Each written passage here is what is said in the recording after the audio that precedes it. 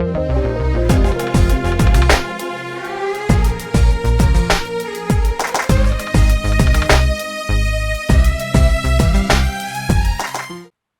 స్తోత్రం.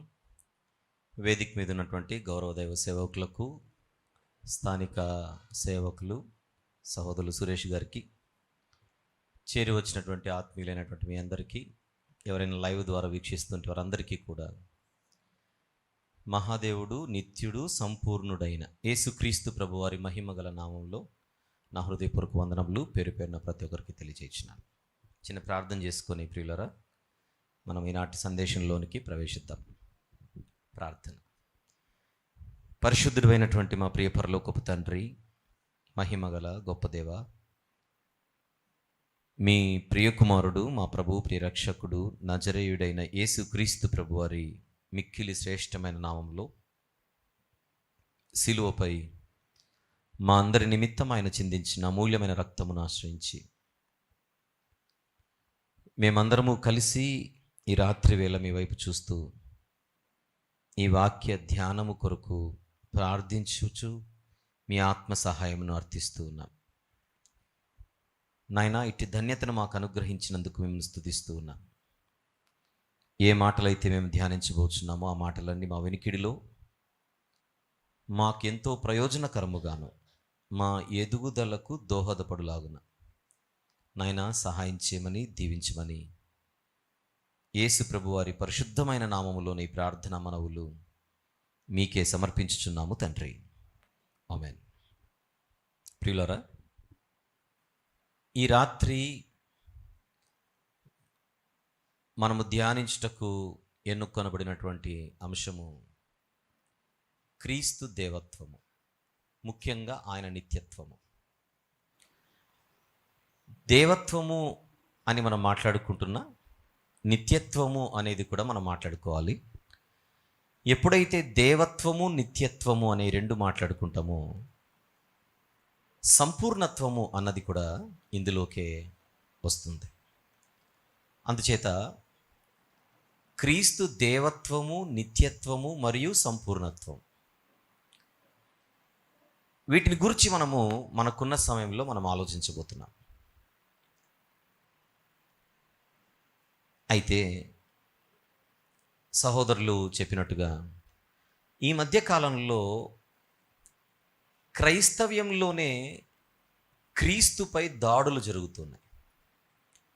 వెలుపటి వారి చేత కాదు, లోపలున్న వారి చేత. ఆయన పేరు చెప్పుకొని పరిచర్య అనే పేరుతో తిరుగుతూ ఆయనను అవమానపరుస్తున్నటువంటి సేవకులుగా పిలువబడుతున్న క్రైస్తవ్యం మనది. వీరందరూ క్రీస్తు పక్షముగా ఉన్నవారా, క్రీస్తు విరోధుల అనే ప్రశ్న ఉత్పన్నమవుతుంటుంది వీరి మాటల తీరును చూస్తే. క్రైస్తవులుగా ఇదంతా మన బాధ్యత. ఆయన గురించినటువంటి అవగాహన మనం పెంచుకోవడం. కొంతమంది అంటుంటారు, ఆయన దేవుడైతేనేముంది, దేవుడు కాకపోతేనేముంది, సువార్త చెప్పుకుంటూ వెళ్ళిపోదాం. ఇప్పుడు దేవుడు కాదా, నిత్యుడు కాదా, సంపూర్ణుడు కాదు, ఇవన్నీ మనకెందుకండి? మనం ఏదో సువార్త చెప్పుకొని ఆత్మలు రక్షించుకుంటూ వెళ్ళిపోతే పోలా అనే అవగాహన లేని మాటలు మాట్లాడుతుంటారు. ఒక చిన్న ప్రశ్న అడుగుతాను, చెప్పండి. దేవుని గూర్చిన అవగాహన లేకుండా ఇంకా సువార్తకు అర్థం ఏముంది? దేవుని గురించి ఎందుకులేండి, సువార్త చెప్పండి అంటున్నారు. ఇంకా దేవుని గురించి చెప్పకుండా సువార్త ఏం చెప్పాలి? దేవుని గురించి లేనిది సువార్త అవుతుందా? క్రీస్తు మన కొరకు మరణించి సమాధి చేయబడి తిరిగి లేచాడు అని మనం సువార్త అంటున్నాం. ఇంతకు ప్రాణం పెట్టి సమాధి చేయబడి తిరిగి లేచిన ఆయన ఇంతకెవరు? ఎవరోనండి, ప్రాణం పెట్టడం మాత్రం జరిగింది. ఎవరోనండి, సమాధి చేయబడ్డం మాత్రం జరిగింది. ఎవరోనండి, తిరిగి లేవడం మాత్రం జరిగింది అనేద్దామా? మీరు లోపలికి రాగానే ఎవరో వందనాలు చెప్పారు కదా, గేట్ దగ్గర ఎవరండి అంటే ఎవరోనండి, ఏదో వందనాలు చెప్పారు, రైట్. ఇంతకు ఆ వందనాలు చెప్పిన ఆయన మనిషి అంటే మనిషో కాదో మనకెందుకండి, వందనాలు అయితే చెప్పాడు కదా సార్ అంటామా? ఇంతకు మనకు వందనాలు చెప్పిన ఆయన మనిషేనా? అందుచేత ఇవన్నీ అవగాహన లేని అజ్ఞానమైనటువంటి మాటలు. అందుకే ఈరోజు కొన్ని ప్రాథమికమైనటువంటి విషయాలు మనం ఆలోచించుకుంటూ ముందుకెళ్దాం. కొన్ని వచనాలు ముందుగా చూద్దాం. ద్వితీయోపదేశ కాండము 6వ అధ్యాయం. ద్వితీయోపదేశ కాండము 6వ అధ్యాయము. ముందుగా 5వ వచనం చూద్దాం, తర్వాత 6వ వచనం చూద్దాం. నీ పూర్ణ హృదయముతోనూ, నీ పూర్ణ ఆత్మతోనూ, నీ పూర్ణ శక్తితోనూ నీ దేవుడైన యెహోవాను ఏం చేయాలి? ప్రేమింపవలెను. ఇదే కదా బైబిల్ అంతటిలో మొదటి ఆజ్ఞ. దేవునిని ప్రేమించాలి.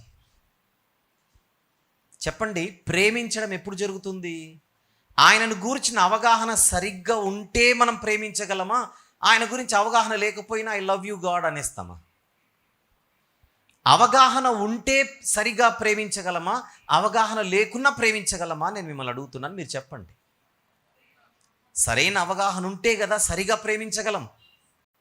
మరి ఆ అవగాహన మనకు ఎలా వస్తుంది? కింద 6వ వచనంలో చూద్దాం. ఆ అవగాహన మనకు ఎలా వస్తుంది? 6వ వచనం. నేడు నేను నీకు ఆజ్ఞాపించి ఈ మాటలు నీ హృదయములో ఉంటే తప్ప నువ్వు నన్ను ప్రేమించలేవు. అది లింక్. నా మాటలు నీ హృదయంలో ఉంటే తప్ప నీవు నన్ను ప్రేమించలేవు. ఆయన మాటలు అంటే వాక్యము, వాక్యము అంటే సత్యము. వాక్యం అనే సత్యము మన దగ్గర లేకపోతే ఆయనను నిజంగా మనం ప్రేమించగలమా అనే ప్రశ్న ఎవరికి వాళ్ళు వేసుకోమని నేను అడుగుతున్నాను. అది అయ్యే పని కాదు, అది జరిగే పని కాదు. అందుచేత దేవుని గురించి తెలుసుకొనుట అనేది చాలా ప్రాముఖ్యమైన విషయం. తెలుసుకోకుండా మనం ఆయన ప్రేమించలేము. అంటే బైబిల్లోని మొదటి ఆజ్ఞనే మనము సరిగా పాటించలేము. దేవుని గురించి తెలుసుకోవలసినంత అవసరం లేదు, సువార్త చెప్పుకుంటూ వెళ్ళిపోదాం అంటారు. అసలు ఏంటి అర్థం లేని మాటలు ఇవి? ఇంకా కొన్ని వచనాలు చూద్దాం.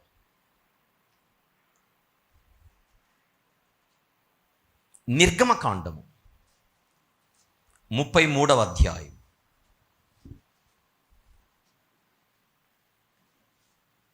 13వ వచనము చూద్దాం.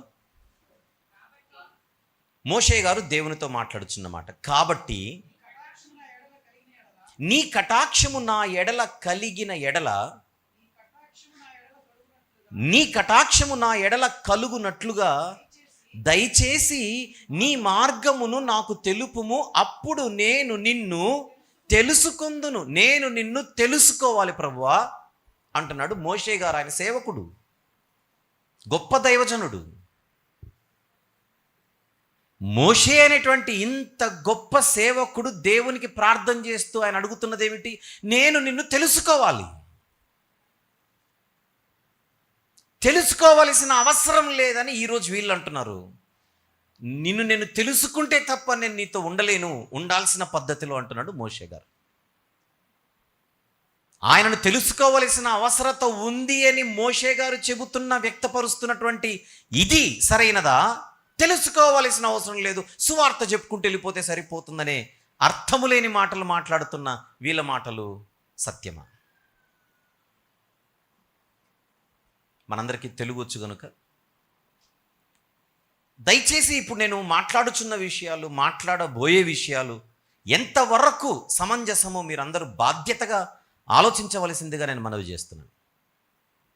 మరికొన్ని చూద్దాం. ఇర్మియా గ్రంథం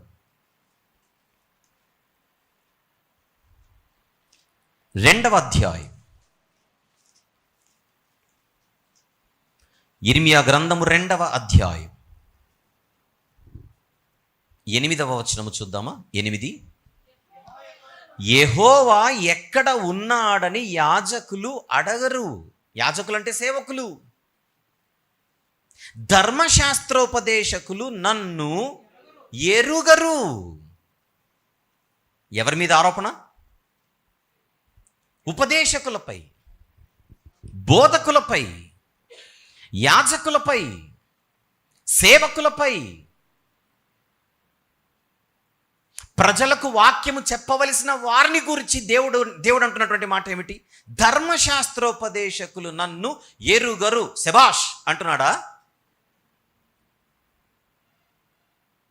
ఆరోపిస్తున్నాడా? అసలు నన్ను ఎరుగకుండా మీరు నా గురించి ఏం చెబుతారని అడుగుతున్నాడు సేవకుల్ని.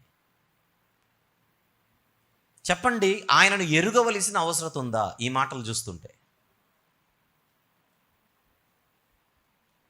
ఆయనను ఎరుగకుండా సువార్త ఏమిటి? ఆయన ప్రస్తావన లేకుండా గాస్పల్ ఏమిటి? 9వ అధ్యాయం, అదే ఇర్మియా గ్రంథము 9వ అధ్యాయం 23-24 వచనములు చూద్దాం. ఇర్మియా గ్రంథము 9వ అధ్యాయం 23-24 వచనములు. యెహోవా ఇలాగు సెలవిచ్చుచున్నాడు, జ్ఞాని తన జ్ఞానమును బట్టియు, శూరుడు తన శౌర్యమును బట్టియు అతిశయింపకూడదు. ఐశ్వర్యవంతుడు తన ఐశ్వర్యమును బట్టి అతిశయింపకూడదు. అతిశయించువాడు దేనిని బట్టి అతిశయింపవలెననగా, భూమి మీద కృప చూపుచు నీతి న్యాయములు జరిగించుచునున్న యెహోవాను నేనేనని గ్రహించి, నెక్స్ట్ మాట, నన్ను పరిశీలనగా తెలుసుకొనుటను బట్టియే అతిశయింపవలెను, అట్టి వాటిలో నేను ఆనందించువాడనని యెహోవా సెలవిచ్చుచున్నాడు. దేవునిని మామూలుగా తెలుసుకోవడం కాదు, పరిశీలించి తెలుసుకోవాల్సిన బాధ్యత ఈరోజు ఆయన పిల్లలపై ఉంది. మామూలుగా తెలుసుకోవడం కాదు, పరిశీలించి. మనకెందుకండి అని పాట పాడుతున్నారు బయట. ఇంకెవరికండి అనేది మన చరణం. మనకెందుకండి అనేది వాళ్ళ పల్లవి. అంటే సోమరులకు బతికేద్దామా? పుట్టించిన వాని గురించి పట్టించుకోకుండా బతికేద్దామా? సృష్టించిన సృష్టికర్తను గురించిన అవగాహన లేకుండా బతికేద్దామా? బైబిల్ అంటోంది అది భక్తిహీనత.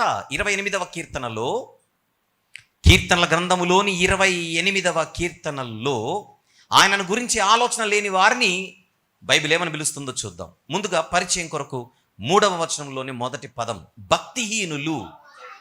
భక్తిహీనులు, పాపము చేయువారు, అది సందర్భం. ఇప్పుడు 5వ వచనం, యెహోవా కార్యములను వారు లక్ష్య పెట్టరు, ఆయన హస్తకృత్యములను వారు లక్ష్య పెట్టరంటే అర్థం ఏంటి? అసలు ఆయనను గూర్చిన ఆలోచన చెయ్యరు.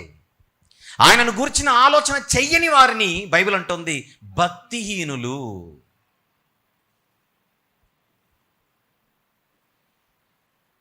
భక్తులకు భక్తిహీనులకు వ్యత్యాసం ఏమిటి? భక్తులు ఆయనను గురించి ఆలోచిస్తారు, భక్తులు ఆయనను తెలుసుకోవాలనే తపన కలిగి ఉంటారు. ఈ ఆలోచన, ఈ దాహము, ఈ తపన లేని వారిని బైబిల్ అంటోంది భక్తిహీనులు. ఈరోజు భక్తులుగా ఉందామా, భక్తిహీనులుగా చరిత్రలో నిలిచిపోదామా? హోషేయ గ్రంథం. దేవుని గురించి తెలుసుకోవలసిన అవసరం ఎంతుందో ఒక్కసారి గమనిద్దాం. ఆయనను ఎరుగకపోతే వచ్చే నష్టం ఏంటో కూడా ఇక్కడ చూద్దాం. హోషేయ గ్రంథము 4వ అధ్యాయం, ముందుగా మొదటి వచనం, ఇశ్రాయేలు వారలారా యెహోవా మాట ఆలకించుడి, సత్యమును కనికరమును దేవుని గూర్చిన జ్ఞానమును దేశమందు లేకపోవుట చూచి యెహోవా దేశ నివాసులతో వ్యాజ్యమాడుచున్నాడు. ఎందుకు వ్యాజ్యం? తనను గూర్చిన జ్ఞానము దేశమందు లేకపోవుటను చూచి. గమనించండి అన్నమాట. ఇప్పుడు దేశమందు ఏముండాలి? దేవుని జ్ఞానం ఉండాలి. లేకపోతే దేవుడు వ్యాజ్యానికి దిగుతున్నాడు. జాగ్రత్తగా చూద్దాం. ఒక విషయం చెప్పనా? ఎప్పుడైతే దేవుని గూర్చిన జ్ఞానము దేశంలో ఉండదో రిజల్ట్ ఎలా ఉంటుందో 2వ వచనంలో చూద్దాం.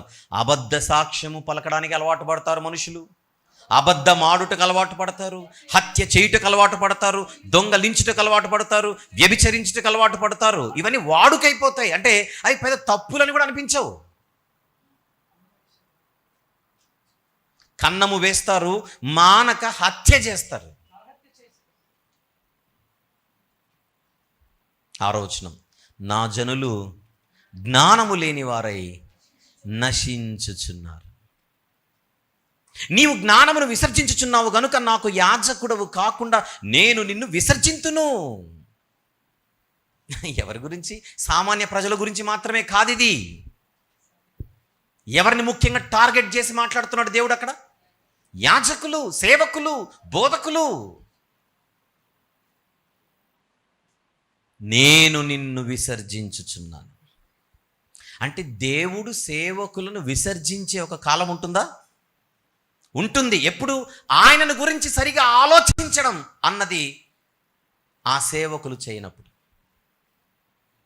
ఆయనను గురించిన ఆలోచనలు సరిగా చేయకపోతే చూసి చూసి చూసి చూసి ఒకరోజు దేవుడు ఏం చేస్తాడు? విసర్జించేస్తాడు. నువ్వు పనికిరావు, నువ్వు నాకు పనికిరావు. పనికిరాని నీతో నేను పని చేయించుకోలేను. మనమైనా అంతే కదా. ఒక వస్తువును వాడతాము, ఏదైనా వస్తే రిపేర్కి పంపిస్తాము. చివరికి ఒక స్టేజ్ వస్తుంది, ఇంకా అది పనికే రాదండి. పనికే రాని వస్తువుతో మనం పనులు ఏం చేసుకుంటాం? పక్కన పెట్టేయడం అంతే. ఒకవైపు సామాన్య ప్రజల గురించి మాట్లాడుతూనే ముఖ్యంగా యాజకుల గురించి మాట్లాడుతున్నాడు. 10 మందికి దారి చూపించవలసిన మీరు, 10 మందికి నన్ను పరిచయం చేయవలసినటువంటి మీరు, 10 మందికి నా గురించి సరిగా చెప్పవలసినటువంటి మీరు, మీరే దారి తప్పితే, మీకే నా గురించినటువంటి ఆలోచనలు సరిగా లేకపోతే, నన్ను గురించినటువంటి జ్ఞానమందు మీరు అభివృద్ధి పొందాలనేటువంటి ఆలోచన మీకు లేకపోతే మీతో నాకేమి పని? వాక్యం చెప్పడం అంటే ఫ్యాషన్ కాదు. ఈ ఆధునిక ప్రపంచంలో సేవకుల తీరు ఎలా అయిపోయిందంటే, సేవకులు అనే ఫీలింగ్ వెళ్ళిపోయి సెలబ్రిటీలు అనే ఫీలింగ్ వచ్చింది. సేవకుల సెలబ్రిటీల.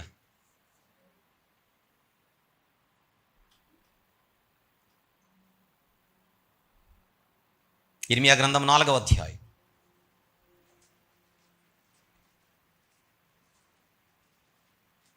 ఇర్మియా గ్రంథము 4వ అధ్యాయం 22వ వచనము చూద్దాం. 22. నా జనులు అవివేకులు, వారు నన్ను ఎరుగరు. నన్ను ఎరుగకపోవడం అనేది వివేకమా, అవివేకమా? అవివేకం. వారు మూఢులైన పిల్లలు, వారికి తెలివి లేదు. కీడు చేయుటకు వారికి తెలియను కానీ మేలు చేయుటకు వారికి బుద్ధి చాలదు. ఎందుకు? నన్ను ఎరుగకపోవడమే. ఇప్పుడు చెప్పండి, దేవుని ఎరగడం అనేది, తెలుసుకోవడం అన్నది అది కేవలం ఏదో టైంపాస్కి మనం చేయాల్సిందేదా? తప్పనిసరిగా ఖచ్చితంగా ఆయనను గురించి తెలుసుకోవడం అనేది మన కర్తవ్యమా? ఏం చెప్తుంది బైబిల్? కర్తవ్యం, బాధ్యత. మన ఇళ్ళల్లో ఉండేటువంటి చిన్నపిల్లలకు చెప్పాలి దేవుని గురించి, యవనస్తులకు తెలియాలి. యవనస్తులు ఎందుకు ఈరోజు తల్లిదండ్రులకు అవిధేయులుగా బతుకుతున్నారు? యవనస్తులు ఎందుకు తల్లిదండ్రులపై తిరుగుబాటు చేస్తున్నారు? యవనస్తులు ఎందుకు భయంకరంగా దారి తప్పి అటు దేవునికి మాత్రమే కాదు కుటుంబానికి ఈరోజు భారమై కూర్చుంటున్నారు? దేవుని గురించిన అవగాహన సరిగా లేక, భయము లేక, భక్తి లేక, పద్ధతి లేక, క్రమము లేక. ఈ వచనాలన్నీ చూస్తుంటే దేవుని గురించిన జ్ఞానము లేకపోతే మనిషి చెడిపోవడమే ఉంటుంది కానీ బాగుపడడం అనేది ఉండదు. మనకెందుకండి, అందరినీ చక్కగా మంచిగా బతకమని చెప్తే సరిపోదు? భలే చెప్తారు సలహాలు. మంచిగా బతకమని చెప్పాలంటే ఇంతకు ఆ మంచి ఎక్కడి నుంచి వస్తుంది? మంచికి చిరునామా ఎక్కడుంది? మంచికి నిలయం ఎక్కడ? దేవుడు కాదు. యెహోవా ఉత్తముడని రుచి చూచి తెలుసుకొనుడి, ప్రభువు దయాళుడని మీరు రుచి చూచి ఉన్న ఎడల. ఆయన ఉత్తముడని రుచి చూస్తే తప్ప, ఆయన దయాళుడని రుచి చూస్తే తప్ప చెడును మనము మానలేము.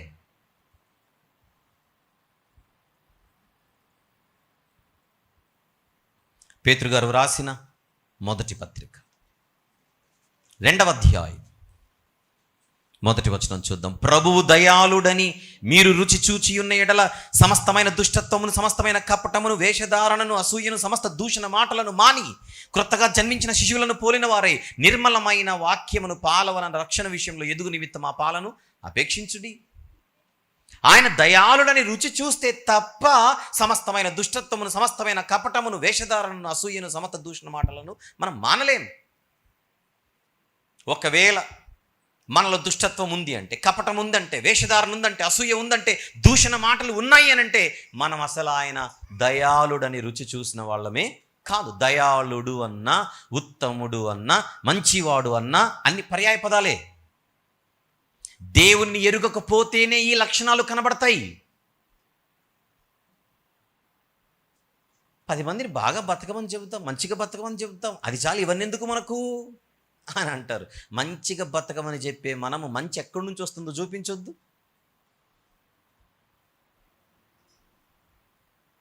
అబ్బో, ఇలా మాట్లాడుకుంటూ వెళ్ళిపోతే చాలా వచనాలు ఉంటాయి. దేవుని గురించి తెలుసుకోవలసిన అవసరత మనకుంది అని చెప్పడానికి ఎన్నో వచనాలు. అందుచేత దేవుని గురించి తెలుసుకోవలసిన అవసరత మనకుంది. దేవుని గురించి తెలుసుకోవాల్సినటువంటి ప్రాముఖ్యత మన కళ్ళ ముందు కనపడుతోంది. దేవుని గురించి తెలుసుకోవలసినటువంటి బాధ్యత మనపై ఉంది. దేవుని గురించి తెలుసుకోవడం వలన వచ్చే ప్రయోజనాలు కూడా మనకు కనబడుతున్నాయి కదా. అవసరత, నెసెసిటీ, ప్రాముఖ్యత, సిగ్నిఫికెన్స్, బాధ్యత, రెస్పాన్సిబిలిటీ, ప్రయోజనాలు, బెనిఫిట్స్. ఈ 4 గుర్తుపెట్టుకుందాం.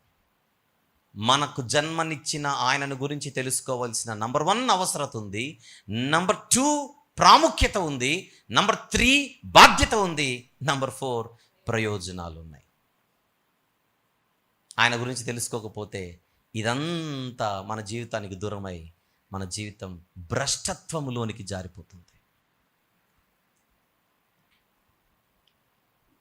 ఎంతమంది ఒప్పుకుంటారు దేవుని గురించి తెలుసుకోవాల్సిన అవసరత, బాధ్యత మన మీద ఉందని, ప్రయోజనం ఉందని తెలుసుకోవడం చేత? దీనికి చాలా ప్రాముఖ్యత బైబిల్లో ఉందన్న సంగతి. అందుచేత దేవునిని, సువార్తను వేరు చేయకూడదు. దేవుని గురించిన వార్తే సువార్త. సువార్త చెప్పుకుంటూ వెళ్దాం, దేవుని గురించి ఎందుకు? సువార్త గురించి చెప్పుకుంటాం, దేవుని ఉనికి గురించి ఎందుకు? దేవుని తత్వం గురించి ఎందుకు? ఇవన్నీ ఏమాత్రము బేస్ లేని మాటలు, అసలు అర్థమే లేనటువంటి మాటలు. అసలు సువార్తకు ప్రాథమిక నిర్వచనమే తెలియని మాటలు. రైట్. ఈ రాత్రి సందేశంలో ఇది మొదటి భాగం అనుకోండి. ఆ మొదటి భాగం ఏమిటి? దేవునిని గూర్చి తెలుసుకోవలసిన అవసరత, ప్రాముఖ్యత, బాధ్యత, ప్రయోజనాలు అని రాసుకోవాలి. మీరు రాసుకుంటుంటే the necessity, significance, responsibility and benefits of knowing and understanding God. ఇది మొదటి భాగం. ఇప్పుడు రెండో భాగం. ఇప్పుడు దేవుని గురించి మనం తెలుసుకోవాలంటే ఈ భూప్రపంచంపై మనకున్న ఒకే ఒక దిక్కు ఆయన గ్రంథమైనటువంటి బైబిల్. బైబిల్ దగ్గరకు వస్తే తప్ప దేవుని గురించినటువంటి సరైనటువంటి జ్ఞానము మనకు లభించదు. కోటి విద్యలు ఉన్నాయి కూటి కొరకు, కానీ ఒక్క దేవుని గ్రంథమైన బైబిల్ మాత్రమే ఆయనను గురించి సరైనటువంటి అవగాహనను, జ్ఞానాన్ని మనకు ఇందులోని మాటలు ఇస్తాయి. దాన్ని దేవుని వాక్యం అంటాం.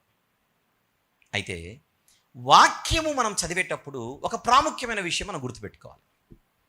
వాక్యంలో కొన్ని వచనాలు ఎలా ఉంటాయంటే మరొక వచనానికి భిన్నంగా అనిపిస్తూ ఉంటాయి. అవి భిన్నమైనవి కాదు. జాగ్రత్తగా ఆలోచిస్తే ఆ 2 వచనాలకు మధ్య సమన్వయం అనేది ఒకటి ఉంటుంది. ఒక్క ఉదాహరణకు ఒక వచనం చూద్దాం. మలాకి గ్రంథము 3వ అధ్యాయం. ఈ సందేశంలో 2వ భాగంలోనికి వెళ్ళిపోతున్నాను. మలాకి గ్రంథము 3వ అధ్యాయం. ఒకసారి 6వ వచనము చూద్దాం. 6. యెహోవానైన నేను మార్పు లేని వాడను. చాలు చెప్పండి, దేవుడు ఎవరు? మార్పు లేనివాడు, మారడు అని 6వ వచనం చెబుతోంది. నమ్ముదామా? దేవుడు మారడు అన్న సత్యాన్ని నమ్ముదామా? Very good, నమ్మేద్దాం. ఇప్పుడు కింద 7వ వచనంలో ఏముందో చూద్దాం. కింది వచనమే 7. మీ పితరుల నాట నుండి మీరు నా కట్టడలను గైకొనక వాటిని త్రోసివేసి తిరిగి, అయితే మీరు నా తట్టు తిరిగిన ఎడల నేను మీ తట్టు తిరుగుదునని సైన్యములకు అధిపతియగు యెహోవా సెలవిచ్చుచున్నాడు. ఏంటి ఇక్కడ? మీరు నా తట్టు తిరిగితే నేను మీ తట్టు తిరుగుతానంటే చెప్పకనే ఏం చెబుతున్నాడు? నేను మారుతానంటున్నాడు. అక్కడ ఆలోచిస్తున్నారా? మీరు నా తట్టు తిరిగిన ఎడల నేను మీ తట్టు తిరిగేదనంటే చెప్పకనే చెబుతున్నటువంటి ఒక విషయం ఏంటి తన గురించి? నేను మారుతాను అంటే మీరు మారితే, చెప్పండి, నేను మారుతాను. మీరు నా తట్టు తిరిగిన ఎడలంటే అర్థం ఏంటి? మీరు మారు మనసు పొందితే అని అర్థం. మీరు మారితే అని అర్థం. మీరు మారితే నేను మారుతాను అంటున్నాడు దేవుడు. ఇప్పుడు పైన 6వ వచనంలో ఏం చెప్పాడు? నేను మార్పు లేని, నేను మారను అన్నాడు. కిందికి వచ్చేసరికి మారతాను అన్నాడు. ఇప్పుడు చెప్పండి, మారను అని చెబుతున్న 6వ వచనం కరెక్టా, మారతాడని చెబుతున్నటువంటి 7వ వచనం కరెక్టా? రెండు కరెక్టే. 6వ వచనంలో అలా ఉంది కదా అని 7వ వచనం తప్పని రాసుకోకూడదు. 7వ వచనం ఇలా ఉంది కదా అని 6వ వచనం తప్పని రాసుకోకూడదు. ఇప్పుడు మన బాధ్యత ఏంటి? ఈ 2 వచనాలకు మధ్య ఒక సమన్వయం అనేది ఉంటుంది. ఆంగ్ల భాషలో దీనిని హార్మనీ అని అంటారు. ఈ రెండిటికి మధ్య సమతుల్యత అనేది ఒకటి ఉంటుంది, బ్యాలెన్స్. ఆయన మారడు అంటే ఆయన తత్వము, ఆయన తన స్వభావం ఎప్పుడు మారదు. తన స్వభావానికి విరుద్ధంగా ఆయన ఏది చెయ్యడు. మారడు అంటే ఫర్ ఎగ్జాంపుల్ ఆయన ఎప్పుడు సత్యమే చెబుతాడు. ఎగ్జాంపుల్, పొర్రపాటున కూడా ఆయన అబద్ధమాడ్డు. నో, అబద్ధమాడ్డం అనేది దేవుని స్వభావంలో లేదు, అది ఎప్పటికీ మారదు. దేవుడు పరిశుద్ధుడు అంటే పొరపాటున కూడా ఆయనలో పాపం అన్నదే కనబడదు. ఎగ్జాంపుల్ చెప్తున్నా, ఆయన మారడు అనగానే మారడు అనేటువంటి మాటకు మనం ఏ ఆలోచనలోకి వెళ్ళిపోవాలి? ఆయన స్వభావం ఎప్పుడు మారదు, ఆయన ఉనికి ఎప్పుడు మారదు, ఆయన శక్తి ఎప్పుడు మారదు, ఆయన ప్రేమ ఎప్పుడు మారదు, ఆయన తత్వం ఎప్పుడు మారదు. అయితే మారు మనసు పొందమని ఆయన తన పిల్లలందరికీ పిలుపునిచ్చినప్పుడు వాళ్ళు మారితే నేను మిమ్మల్ని క్షమిస్తాను అంటున్నాడు. మీ మీ మీ జీవితాన్ని, మీ పాపపు జీవితాన్ని బట్టి నేను చాలా నా కోపాన్ని మీ మీద కుమ్మరిస్తున్నాను, కానీ మీరు మారితే ఆ కోపాన్ని నేను వెనక్కి తీసుకొని క్షమాపణ మీపై కుమ్మరిస్తాను. చెప్పండి, ఇప్పుడు ఒక వచనం మరొక వచనానికి ఏమైనా వ్యతిరేకంగా ఉందా, విభిన్నంగా ఉందా, విభేదిస్తోందా? అసలు ప్రాబ్లమే లేదు. మనం సంగతులను పైన చూస్తే ఆ వచనం ఈ వచనానికి ఏదో విభిన్నంగా విభేదిస్తున్నట్టుగా అని అనిపిస్తుంది. అలా బైబిల్లో ఏ వచనమైనా మరొక వచనానికి భిన్నంగా ఉన్నట్టు అనిపిస్తే మనం అనుకోవాలి అక్కడ ఏదో ఉంది, నేను ఆలోచించాలి. ఆ రెండిటికి మధ్య ఒక సమన్వయం అనేది ఉంది, ఆ రెండిటికి మధ్య ఒక సమతుల్యత ఉంది. ఈరోజు ఈ అంశానికి ఇది అవసరం కనుక చెబుతున్నాను. మన సందేశంలో ఇది 2వ భాగం. ఈ 2వ భాగానికి చిన్న టైటిల్ రాద్దాం, లేఖనాల మధ్య సమన్వయము మరియు సమతుల్యత అని రాసుకుందాం. లేఖనాల మధ్య సమన్వయము మరియు సమతుల్యత. నేను ఒకటి ఎగ్జాంపుల్ ఇచ్చాను కదా, ఇప్పుడు మిమ్మల్ని ఇంకొక ఎగ్జాంపుల్ నేను చెప్తాను, వచనం చూపిస్తాను. ఈ వచనానికి మరొక వచనానికి ఏమైనా భిన్నత్వం ఉందేమో ఒకసారి మీరు చెప్పండి. లూకాసు వార్త 2వ అధ్యాయం. లూకాసు వార్త 2వ అధ్యాయం చివరి వచనం చూద్దామా? 52వ వచనము. యేసు జ్ఞానమందును వయస్సునందును దేవుని దయయందును మనుషుల దయయందును వర్ధిల్లుచుండెను. ఉదాహరణకు యేసు జ్ఞానమందు వర్ధిల్లుచుండెను అనుంది. నమ్ముదామా వద్దా? బైబిల్ ఉందిగా, నమ్మేద్దాం. ఇప్పుడు అది అలానే మనసులో పెట్టుకొని కొలస్సీ పత్రికకు వద్దాం. 1వ అధ్యాయం, కొలస్సీలకు వ్రాసిన పత్రిక 1వ అధ్యాయం, క్షమించండి 2వ అధ్యాయం, 2వ అధ్యాయం 3వ వచనం చూద్దామా? బుద్ధి జ్ఞానముల సర్వ సంపదలు ఆయన యందే గుప్తములై ఉన్నవి. ఎవరి గురించిది? యేసుక్రీస్తు ప్రభు గురించి. ఇప్పుడు లూకాసు వార్తలు ఏం చూసి వచ్చాం మనం? ఆయన జ్ఞానమందు వర్ధిల్లుచుండెను అని ఉంది. ఇప్పుడు కొలస్సీ పత్రిక 2:3లో ఏం చూస్తున్నాం? బుద్ధి జ్ఞానముల సర్వ సంపదలు ఆయన యందే గుప్తములై ఉన్నవి అని ఉంది. అసలు ఈ రెండింటికి మ్యాచ్ అవ్వట్లేదే. ఈ వచనం ఆ వచనానికి, ఆ వచనం ఈ వచనానికి ఏదో భిన్నముగా ఉన్నట్టు కనబడట్లా. ఒక వచనం మరొక వచనంతో విభేదిస్తున్నట్టు కనిపించట్లా. కానీ మనసు పెట్టి ఆలోచిస్తే అక్కడ విభేదమేమీ లేదు, సమన్వయం ఉంది. అక్కడ విభేదమేమీ లేదు, సమతుల్యత ఉంది. చిన్న ఎగ్జాంపుల్ చెప్పనా? లూకాసు వార్తలో చెబుతోంది శరీరధారిగా ఉన్న దినములలో ఆయన స్థితిని గూర్చి. ఆయన సంపూర్ణ మానవుడిగా వచ్చాడు కదా ఈ లోకానికి. సంపూర్ణ మానవుడిగా ఉన్నప్పుడు మానవునిగా వయస్సునందును, మానవునిగా జ్ఞానమందును, మానవునిగా మనుషుల దయ ఎందును, మానవునిగా దేవుని దయ ఎందును ఏమయ్యాడు? ఆయన వర్ధిల్లాడు. ఇప్పుడు చెప్పండి, యేసుక్రీస్తు ప్రభువారు కేవలం మానవుడు మాత్రమేనా, దేవుడు కూడానా? బైబిల్ ఏం చెప్పింది? దేవుడు కూడా. ఇప్పుడు కొలస్సీ పత్రిక 2వ అధ్యాయం 3వ వచనంలో దేవుడు అనే పాయింట్ ఆఫ్ వ్యూలో పౌలు గారు చెబుతున్నారా, మానవుడు అనే పాయింట్ ఆఫ్ వ్యూలో చెబుతున్నారా? చెప్పండి. రైట్. దేవుని పాయింట్ ఆఫ్ వ్యూలో ఆలోచిస్తే దేవునిగా బుద్ధి జ్ఞానముల సర్వ సంపదలు ఆయన అందే గుప్తమైనవి. మానవునిగా వయసునందును జ్ఞానమందును ఏమయ్యాడు? వర్ధిల్లుచున్నాడు. చెప్పండి, ఇక్కడ ఏమైనా మీకు కాంట్రడిక్షన్ ఉందా? విభేదం ఉందా? ఆ వచనం ఈ వచనంతో విభేదిస్తున్నట్టుగా ఏమైనా ఉందా? No. This is very important. వాక్యం చదివేటప్పుడు లేఖనాల మధ్య ఈ హార్మనీ అంటే సమన్వయము, ఈ బ్యాలెన్స్, సమతుల్యత అనేది ఉంటుందన్న సంగతి బైబిల్ విద్యార్థులుగా మనకు తెలియకపోతే మనకి ఏ విషయం సరిగా ఎక్కదు. ఒక మనిషి వస్తాడు, నువ్వు చెబుతున్న యేసుక్రీస్తు దేవుడైతే జ్ఞానమందు ఎందుకు వర్ధిల్లాడు? గనుక ఆయన దేవుడు కాదంటాడు. ఏం తెలియక? బ్యాలెన్స్ తెలియక. ఏమి తెలియక? హార్మనీ తెలియక. అందుకే బైబిల్ నేర్చుకోవడానికి ఒక విద్య ఉంది, దాని పేరు వేదాంత విద్య. ఇంగ్లీష్లో థియాలజీ అని అంటారు. వేదాంత విద్యలో ఇది ఒక సపరేట్ అధ్యాయం. సమన్వయము, సమతుల్యత అనేది వేదాంత విద్యలో ఒక సపరేట్ అధ్యాయం. ఇప్పుడు మీ ఈ కోదాడ దగ్గరలోనే మా బైబిల్ కాలేజ్ విద్యార్థి ఉన్నాడు, గోపి. జస్ట్ ఊరికి నేను లేచి నిలబడి చూస్తారు అంతే. అక్కడ చూడండి, ఆ సహోదరుడు గోపి మా Bible college, online Bible college student. పక్కనే ఏ ఊరో మీది? ఇక్కడ. రైట్. ఇక్కడ నుంచి ఒక 10 కిలోమీటర్ల దూరం అన్నాడు. వారానికి 2 రోజులకు ఆన్లైన్ క్లాసెస్ జరుగుతాయి. పాపం వాళ్ళ ఊర్లో సిగ్నల్స్ ఉండవు. హుజూర్ నగర్కి వెళ్తారట. ఇప్పుడు చెబుతున్నాడు హుజూర్ నగర్ సిగ్నల్స్ కొరకు. హుజూర్ నగర్కి వెళ్ళి క్లాస్ కొరకు సిగ్నల్స్ ఉన్న చోట కూర్చొని అక్కడ క్లాస్ విని మళ్ళీ వాళ్ళ ఊరికి వెళ్ళిపోతాడు. 7 కిలోమీటర్లు అని చెప్తున్నాడు. కొన్ని సంవత్సరాల నుంచి వాళ్ళు బైబిల్ నేర్చుకుంటున్నారు. ఇప్పుడు నేను మీకు 5 నిమిషాలు చెప్పినటువంటి ఈ ముక్క ఏది? సమన్వయము, సమతుల్యత అనేది వాళ్లకు వారాల తరబడి చెప్పాను క్లాస్.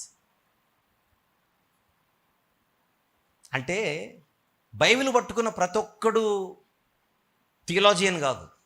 బైబిల్ పట్టుకున్న ప్రతి ఒక్కడు బైబిల్ మేధావేం కాదు. 2 వచనాలు పట్టుకుంటారు, ఊపుకుంటూ వచ్చేస్తారు. నేను ఎవరి గురించి మాట్లాడుతున్నాను? ఆయన దేవుడు కాదనేటోళ్ళ గురించి. ముఖ్యంగా ఆ దేవుడు కాదనేటోళ్ళందరూ చూపించే వచనాలు అవే. ఏ వచనాలు అవి? ఆయన దేవుడైతే ఆయన జ్ఞానం ఎందుకు వర్ధిల్లుతాడండి? అంటే దేనిని ఎలా చూడాలో అర్థం కాని పరిస్థితి. మీ అందరికి అర్థమయ్యే భాషలోనే చెబుతున్నాను కదా. మీ అందరికి పిక్చర్ అర్థమైందా? ఓహో, లేఖనాల మధ్య ఏముంటుంది? సమన్వయం ఉంటుంది, సమతుల్యత ఉంటుంది. ఆ ముక్క మైండ్లో లేదనుకోండి, ఆ నాలెడ్జ్ లేదనుకోండి, నీకు అన్ని ఇబ్బందిగానే ఉంటాయి. లూకా గారు ఏ సందర్భం గురించి రాస్తున్నాడు? పౌలు గారు కొలస్సీ పత్రికలో ఏ సందర్భం గురించి మాట్లాడుతున్నాడు? ఆయన మాట్లాడుతున్న కాంటెక్స్ట్ ఏమిటి? ఈయన మాట్లాడుతున్న కాంటెక్స్ట్ ఏమిటి? మన కాంటెక్స్ట్తో పనుల టెక్స్ట్ని ఎత్తుకొని వచ్చేస్తారు. ఇప్పుడు ఈ స్థానిక సేవకులు సురేష్ గారు టీచర్, ఆయన ఉపాధ్యాయుడు. ఆయన అడగండి, చదువుల్లో సందర్భ వాక్యాలు అని ఉంటాయి తెలుగులో. మీరందరూ చదువుకున్న వాళ్ళే కదా. సందర్భ వాక్యాలు పరీక్షలు రాసి రాలా? పరిచయము, సందర్భం, ముగింపు. తెలుగులో మాట్లాడుతున్నా. పద్య భాగము, గద్య భాగము. ఆ పద్యాలు ఇస్తే ఇది దీని సందర్భ వాక్యం రాయమంటే ఎంత చక్కగా దీని పరిచయం ఇది, దీని సందర్భం ఇది, దీని ముగింపు ఇది. లోక జ్ఞానానికే మనం ఆ బుద్ధిని అప్లై చేస్తున్నప్పుడు దేవుని జ్ఞానం దగ్గర అప్లై చేయొద్దు? మనకు సందర్భాలతో పనులా? ఇంగ్లీష్లో యానోటేషన్స్ అని అంటారు. Introduction, context, explanation, conclusion. ఏవి ఉండవు. దేన్ని ఏ సందర్భంలో చూస్తే అది క్లియర్గా అర్థమైపోతుంది. ఇప్పుడు ఒక చిన్న మాట చెప్పి నేను 3వ భాగంలోకి వెళ్ళిపోతాను. బైబిల్లో యేసు ప్రభును దేవుడు అని చెప్పే వచనాలు ఉన్నాయి. అదే బైబిల్లో యేసు ప్రభును దేవుని కుమారుడు అని చెప్పే వచనాలు కూడా ఉన్నాయి. ఉన్నాయి లేవా? ఇప్పుడు నేను బైబిల్ మూసేస్తాను, మీరు చెప్పండి. దేవుడు అని చెప్పే వచనాలు దేవుని కుమారుడు అని చెప్పే వచనాలతో ఏమైనా విభేదిస్తున్నాయా? అలానే క్లూ ఇచ్చాగా. పోనీ దేవుని కుమారుడు అని చెప్పే వచనాలు దేవుడు అని చెప్పే వచనాలతో ఏమైనా విభేదిస్తుంటాయా? క్లూ ఇచ్చే కదా, విభేదిస్తుంటాయా? ఫస్ట్ ఆన్సర్ చెప్పండి, ఎస్ ఓ నో. నో. ఎందుకు విభేదించావు? ఆల్రెడీ ఇప్పుడు మనకు అర్థమైపోయింది ఫార్ములా. ఏమిటా సూత్రం? ఆ రెండింటి మధ్య ఏముంది? సమన్వయం ఉంది. ఆ రెండింటి మధ్య ఏముంది? సమతుల్యత ఉంది. ఆ ముక్క మనకు అర్థమైతే కుమారుడు అని ఎందుకు అన్నారో మనం ఆలోచిస్తాం, దేవుడు అని ఎందుకు అన్నారో ఆలోచిస్తాం. అంతే. నేను వివరించట్లా, ఫస్ట్ మీకు విషయం చెప్తున్నా. అక్కడ ఏ గొడవ లేదు. దేవుడు అని చెప్పే వచనాలు, కుమారుడు అని చెప్పే వచనాలతో విభేదించట్లా. దేవుడు అని ఒక రచయిత రాస్తున్నాడంటే ఆయన ఒక పాయింట్ ఆఫ్ వ్యూలో రాస్తున్నాడు. కుమారుడు అని ఒక ఆయన రాస్తున్నాడంటే ఆయన ఇంకొక విషయాన్ని ప్రజెంట్ చేస్తున్నాడు. ఈయన చెబుతున్న ప్రజెంటేషన్ వేరు, ఆయన చెబుతున్న ప్రజెంటేషన్ వేరు. ఆయన చెబుతున్న విషయం వేరు, ఈయన చెబుతున్న విషయం వేరు. ఎవరు దేని గురించి మాట్లాడుతున్నారో తెలిస్తే మనకి ఏ ఇబ్బంది ఉండదు. మన ప్రాబ్లం ఏంటంటే ఒక్కటి పట్టుకొని వచ్చేస్తాం. కొన్ని సంవత్సరాలుగా యేసుప్రభు దేవుడు దేవుడు దేవుడు దేవుడు మనం చెబుతున్నాం. ఎప్పుడు కూడా ఆయన దేవుని కుమారుడు కాదు, కుమారుడు కాదు, కుమారుడు అని చెప్పట్లే. మన కుమారుడు కాదు అనేది కాదు మన కాన్సెప్ట్. దేవుడు, యేసుక్రీస్తు ప్రభు దేవుడు, కానీ కుమారునిగా కూడా కనబడుతున్నాడు. దానికి కొన్ని బలమైన కారణాలు ఉన్నాయి.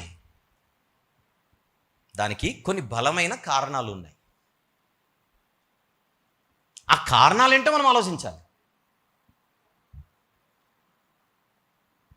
ఈసారి మళ్ళీ నేను కోదాడకు వచ్చినప్పుడు ఇంకో వేరే సబ్జెక్ట్ మాట్లాడతాను దీనికి సంబంధించే. ఫస్ట్ ఇప్పుడు నేను ఈరోజు మెసేజ్కి నా రెండో భాగం పూర్తి చేయాలనుకుంటున్నాను. నా రెండో భాగం పేరేమిటి? మీ నోట్స్లో ఉంది, సమన్వయము, సమతుల్యత. ఇక మీదట నేను వెళ్ళిపోయిన తర్వాత కూడా మీకు ఎక్కడైనా కూడా ఒక వచనం మరొక వచనంతో విభేదిస్తున్నట్టు కనిపిస్తే వెంటనే ఫార్ములా అప్లై చేయండి. ఏమిటది? అచ్చా, ఇది విభేదించట్లేదు, ఇది కాంట్రాడిక్షన్ కాదు, ఇక్కడ ఒక బ్యాలెన్స్ ఏదో ఉంది, ఇక్కడ ఒక హార్మోనీ ఏదో ఉంది, దాన్ని నేను ఆలోచించాలి. మీరు ఆలోచించిన ఆ క్షణాన మీకేం అర్థం కాలేదనుకోండి, మీకు అర్థం కాకపోయినంత మాత్రాన అక్కడ బ్యాలెన్స్ లేదని కాదు. అంతేనా? మనకు అర్థం కాకపోయినంత మాత్రాన అక్కడ హార్మోనీ లేదని కాదు. కాకపోతే అక్కడున్న బ్యాలెన్స్ మనకు అర్థం కావట్లేదు. ఇప్పుడు అర్థం కాకపోతే ఏం చేయాలి? Very good. ఫస్ట్ దేవుణ్ణి అడగాలి. మీలో ఎవరికైనా జ్ఞానము కొదువుకున్నట్లు ఏం చేయాలి? వెంటనే ప్రభువా, ఈ వచనం నాకు అర్థం కావట్లేదు ప్రభువా, ఏదో నాకు అక్కడ ఏదో ఉంది నాకు తెలుసు కానీ నాకు అర్థం కావట్లేదు అని అడిగితే దేవుడు వెంటనే ఎదురుగా ప్రత్యక్షమై భక్తాన్ని భక్తికి మెచ్చితేనే అన్నాడు. అప్పుడు మీకు ఒక సేవకుడిని చూపిస్తాడు. ఎవరినో సేవకుడిని చూపించి ఆ సేవకుడి ద్వారా మనకు నేర్పిస్తాడు. లేదా మనకి ఒక తలంపు ఇస్తాడు. ప్రార్థనలో మనకు మంచి మంచి తలంపులు వస్తాయి. మీరు గమనించండి. మామూలుగా ఉన్నప్పుడు రాని తలంపులు మోకరిల్లి ప్రార్థన చేసుకునేటప్పుడు భలే తలంపులు వస్తుంటాయి. ఆ దేవుడిచ్చి పరిశుద్ధాత్ముడిచ్చే తలంపులు అవి. ఒక్కొక్కసారి మనకే ఆ క్లూ దొరికిపోతుంటుంది. లేదా దేవుడే ఒక సేవకుని దగ్గరకు మనల్ని నడిపిస్తాడు. లేదా ఇప్పుడు మెసేజ్ చెప్తున్నాను. ఇప్పుడు నేను మెసేజ్ చెప్తున్నాను కదా, ఈ మెసేజ్ అయిపోయే టైంకి మీరు చాలా క్వశ్చన్స్ క్లియర్ అయిపోతాయి అనుకోండి. ఫర్ ఎగ్జాంపుల్, ఎందుకు క్లియర్ అయిపోతాయి అని అడిగితే మీరు అడిగింటారు దేవుణ్ణి, ప్రభువా ఇవి నాకు అర్థం కావట్లేదు కొంచెం చెప్పవా అని అడిగింటాడు. మీరు చేసిన ప్రార్థనలకు బహుశా ఇప్పుడు దేవుడు ఆన్సర్ చేస్తుంటాడు. ఎలా? ఇలా. అర్థమైందా? అంటే ఇప్పుడు నేను వాక్యం చెప్పడం చేత మీ క్వశ్చన్ క్లియర్ అవుతున్నాయి అనట్లా. నేను ఇక్కడ రావాలంటే సహోదరులను ఆహ్వానించారు, సహోదరులు ఆహ్వానించారు కనుక నేను ఇక్కడికి వచ్చాను, నేను వచ్చి మాట్లాడుతున్నాను. ఇప్పుడు క్రెడిట్ నాదా అయిందా? చెప్పండి. మా ఇద్దరిది కాదు, ఆయనది. నన్ను ఆహ్వానించాలనే ప్రేరణ సురేష్ గారికి ఇచ్చింది ఎవరు? పరిశుద్ధాత్ముడు. ఆయన ఆహ్వానం నన్ను ఆహ్వానించగానే నేను రాను అనకుండా నేను వస్తానని ఆన్సర్ చెప్పానే, అది పరిశుద్ధాత్ముడు నడిపింపు అనమాట. అది పాయింట్ ఇక్కడ. ఇంతకు సురేష్ గారు నన్ను ఎందుకు ఆహ్వానించాడు, నేను ఎందుకు వచ్చానంటే మీరు ప్రార్థించారు కనుక. That is the point. మీరేమైనా ప్రార్థించారు? ప్రభా ఇది నాకు అర్థం కావట్లేదు ప్రభా, ఏదో ఉంది అడిగింటారు కంపల్సరీగా. పొరపాటున అడిగిన వాళ్ళు ఎవరైనా చేస్తండి ఉన్నారుగా. అదన్నమాట. చూసారు ఆపరేషన్ ఎట్లుందో దేవుడిది. గనక ఆపరేషన్ అయింది, కోఆపరేషన్ అది. ఇది మనం అర్థం చేసుకోవాలి. సమస్త మహిమ ఘనత ప్రభావములు దేవునికే. అందుచేత ఇక మీదట ఏదైనా మీకు విషయం అర్థం కాకపోతే, ఇప్పుడు నాకు అర్థం కావట్లేదు, నేను దేవుణ్ణి అడుగుతాను. ఈరోజే నాకు తెలియజేస్తాడు ఏదో ఒక రీతిగా, రేపే తెలియజేస్తాడు, ఎల్లుండి తెలియజేస్తాడు. తెలియజేయడం అయితే ఖచ్చితంగా తెలియజేస్తాడు. కొన్ని సందర్భాలలో అక్కడున్న క్వశ్చన్ మనకు అర్థం కానప్పుడు, లేదా ఆ ప్రశ్నకు అర్థం కానప్పుడు మనం ఏదో బుక్ చదువుతుంటాం, క్రిస్టియన్ బుక్కే, ఎవరో ఒక సేవకుడు రాసింటాడు, అక్కడ మనకు ఆన్సర్ దొరుకుతుంటుంది. ఇప్పుడు ఆ పుస్తకం రాసిన రచయిత గురించి కాదు నేను చెప్పేది. మనం ఆ పుస్తకం చదివేలా ఎవరు చేస్తారు? పరిశుద్ధాత్ముడే చేస్తాడు. మనం చేయాల్సిందంతా ఆయనకు ఆనుకొని బతకాలి. ఈ సందేశానికి ఇది రెండో భాగం. వెళ్దాం మూడో భాగానికి. రెండో భాగం క్లియర్ అందరికీ? చెప్పండి. ఇప్పుడు ఒకటే బైబిల్లో దేవుడు అని చూపించే వచనాలు ఉన్నాయి యేసు ప్రభు గురించి, కుమారుడు అని చెప్పే వచనాలు కూడా ఉన్నాయి. ఈ రెండు కూడా ఒకదానితో ఒకటి ఏం చేయట్లేదు, విభేదించట్లేదు. డన్. మీకు ఎప్పుడైనా బైబిల్లో యేసు ప్రభు దేవుడు అని కనబడిన ఏమైనా వచనాలు కనపడ్డాయా? దేవుడు అని కనబడిన వచనాలు ఏదైనా ఉన్నాయా? ఒక్కటి చెప్పండి, నేను చెప్పను కానీ మీరే. యోహాను సువార్త 1, ఆదియందు వాక్యం ఉండెను, వాక్యం దేవుని యొద్ద ఉండెను, వాక్యం దేవుడై ఉండే. Very good. ఇప్పుడు యేసు ప్రభు దేవుడు అనే వచనం మనకేం చెబుతోంది? ఏం చెబుతోంది? ఆయన దేవుడు అని చెబుతోంది. ఎప్పుడైతే ఆయన దేవుడు అని ఒక వచనం చెబుతుందో ఆటోమేటిక్గా ఆయన నిత్యుడనే చెబుతుంటుంది, ఆయన సంపూర్ణుడనే చెబుతుంటుంది. దేవుడు అనే పదములోనే నిత్యత్వం ఉంటుంది, దేవుడు అనే పదములోనే సంపూర్ణత్వం ఉంటుంది. అది సహజ స్వభావం. ఏమనుకోకుండా మీరు ఒకసారి రండి. ఇప్పుడు నా దగ్గర ఒక సహోదరుడు ఉన్నారు, బ్రదర్ గారు. నేను ఆయనను చూసి ఈయన మనిషి అన్నాను. అప్పుడు వెంటనే ఆకలి అవుతుందా అని అడగకూడదు. ఇంక మనిషి అన్నానుగా. ఇంక మనిషి అన్న తర్వాత ఆకలి అవుతుంది, దాహం అవుతుంది, నిద్ర వస్తుంది, అలసిపోతాడు, అన్నీ ఉంటాయి. పొడిస్తే రక్తం వస్తుందా అని అడగకూడదు. ఇక ఖచ్చితంగా వస్తుంది. మ్యాటర్ అర్థమైందా? ఇంక అవన్నీ అడగకూడదు, అవన్నీ అర్థం లేని మాటలు. Thank you brother. ఒక మనిషిని చూపించిన మనిషి అనగానే మనిషికి ఉండే సహజ లక్షణాలన్నీ ఆ మనిషిలో ఆటోమేటిక్ కూడా స్పెషల్గా అడగరు ఎవరు.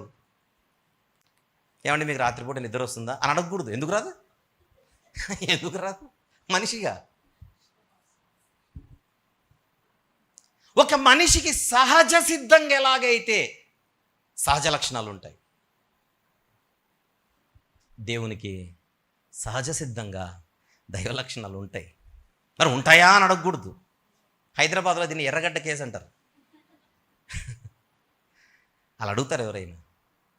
ఒక జంతువుని చూపించి ఈ జంతువు అంటే దానికి జంతు లక్షణాలు ఉన్నాయని అడగకూడదు. ఎందుకుండవు?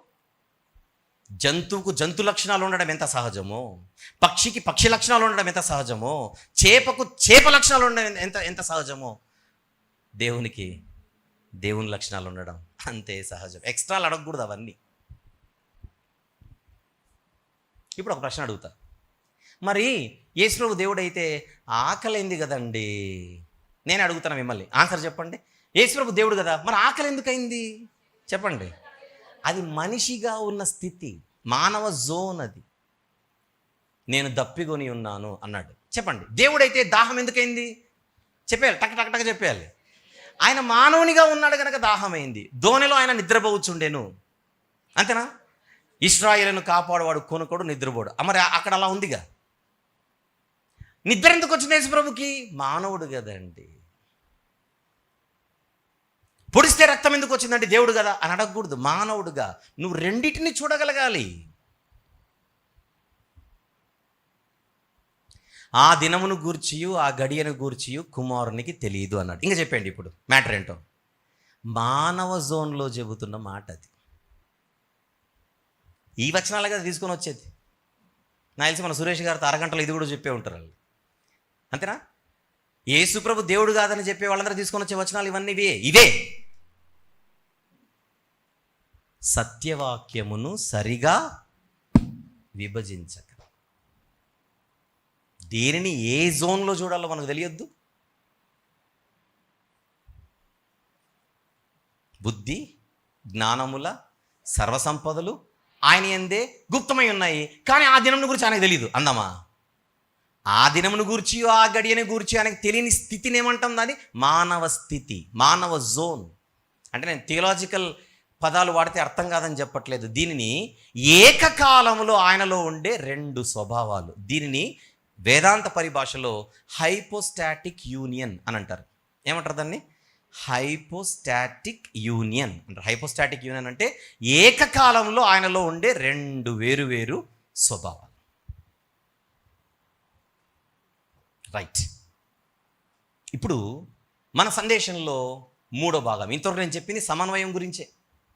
సమన్వయము, సమతుల్యత. ఇక మీదట మీకు ఎప్పుడైనా ఏ వచనమైన యేసు ప్రభువుని తక్కువగా చూసినట్టుగా, తక్కువగా చూపించినట్టుగా మనకి ఎక్కడైనా కనపడతాయి.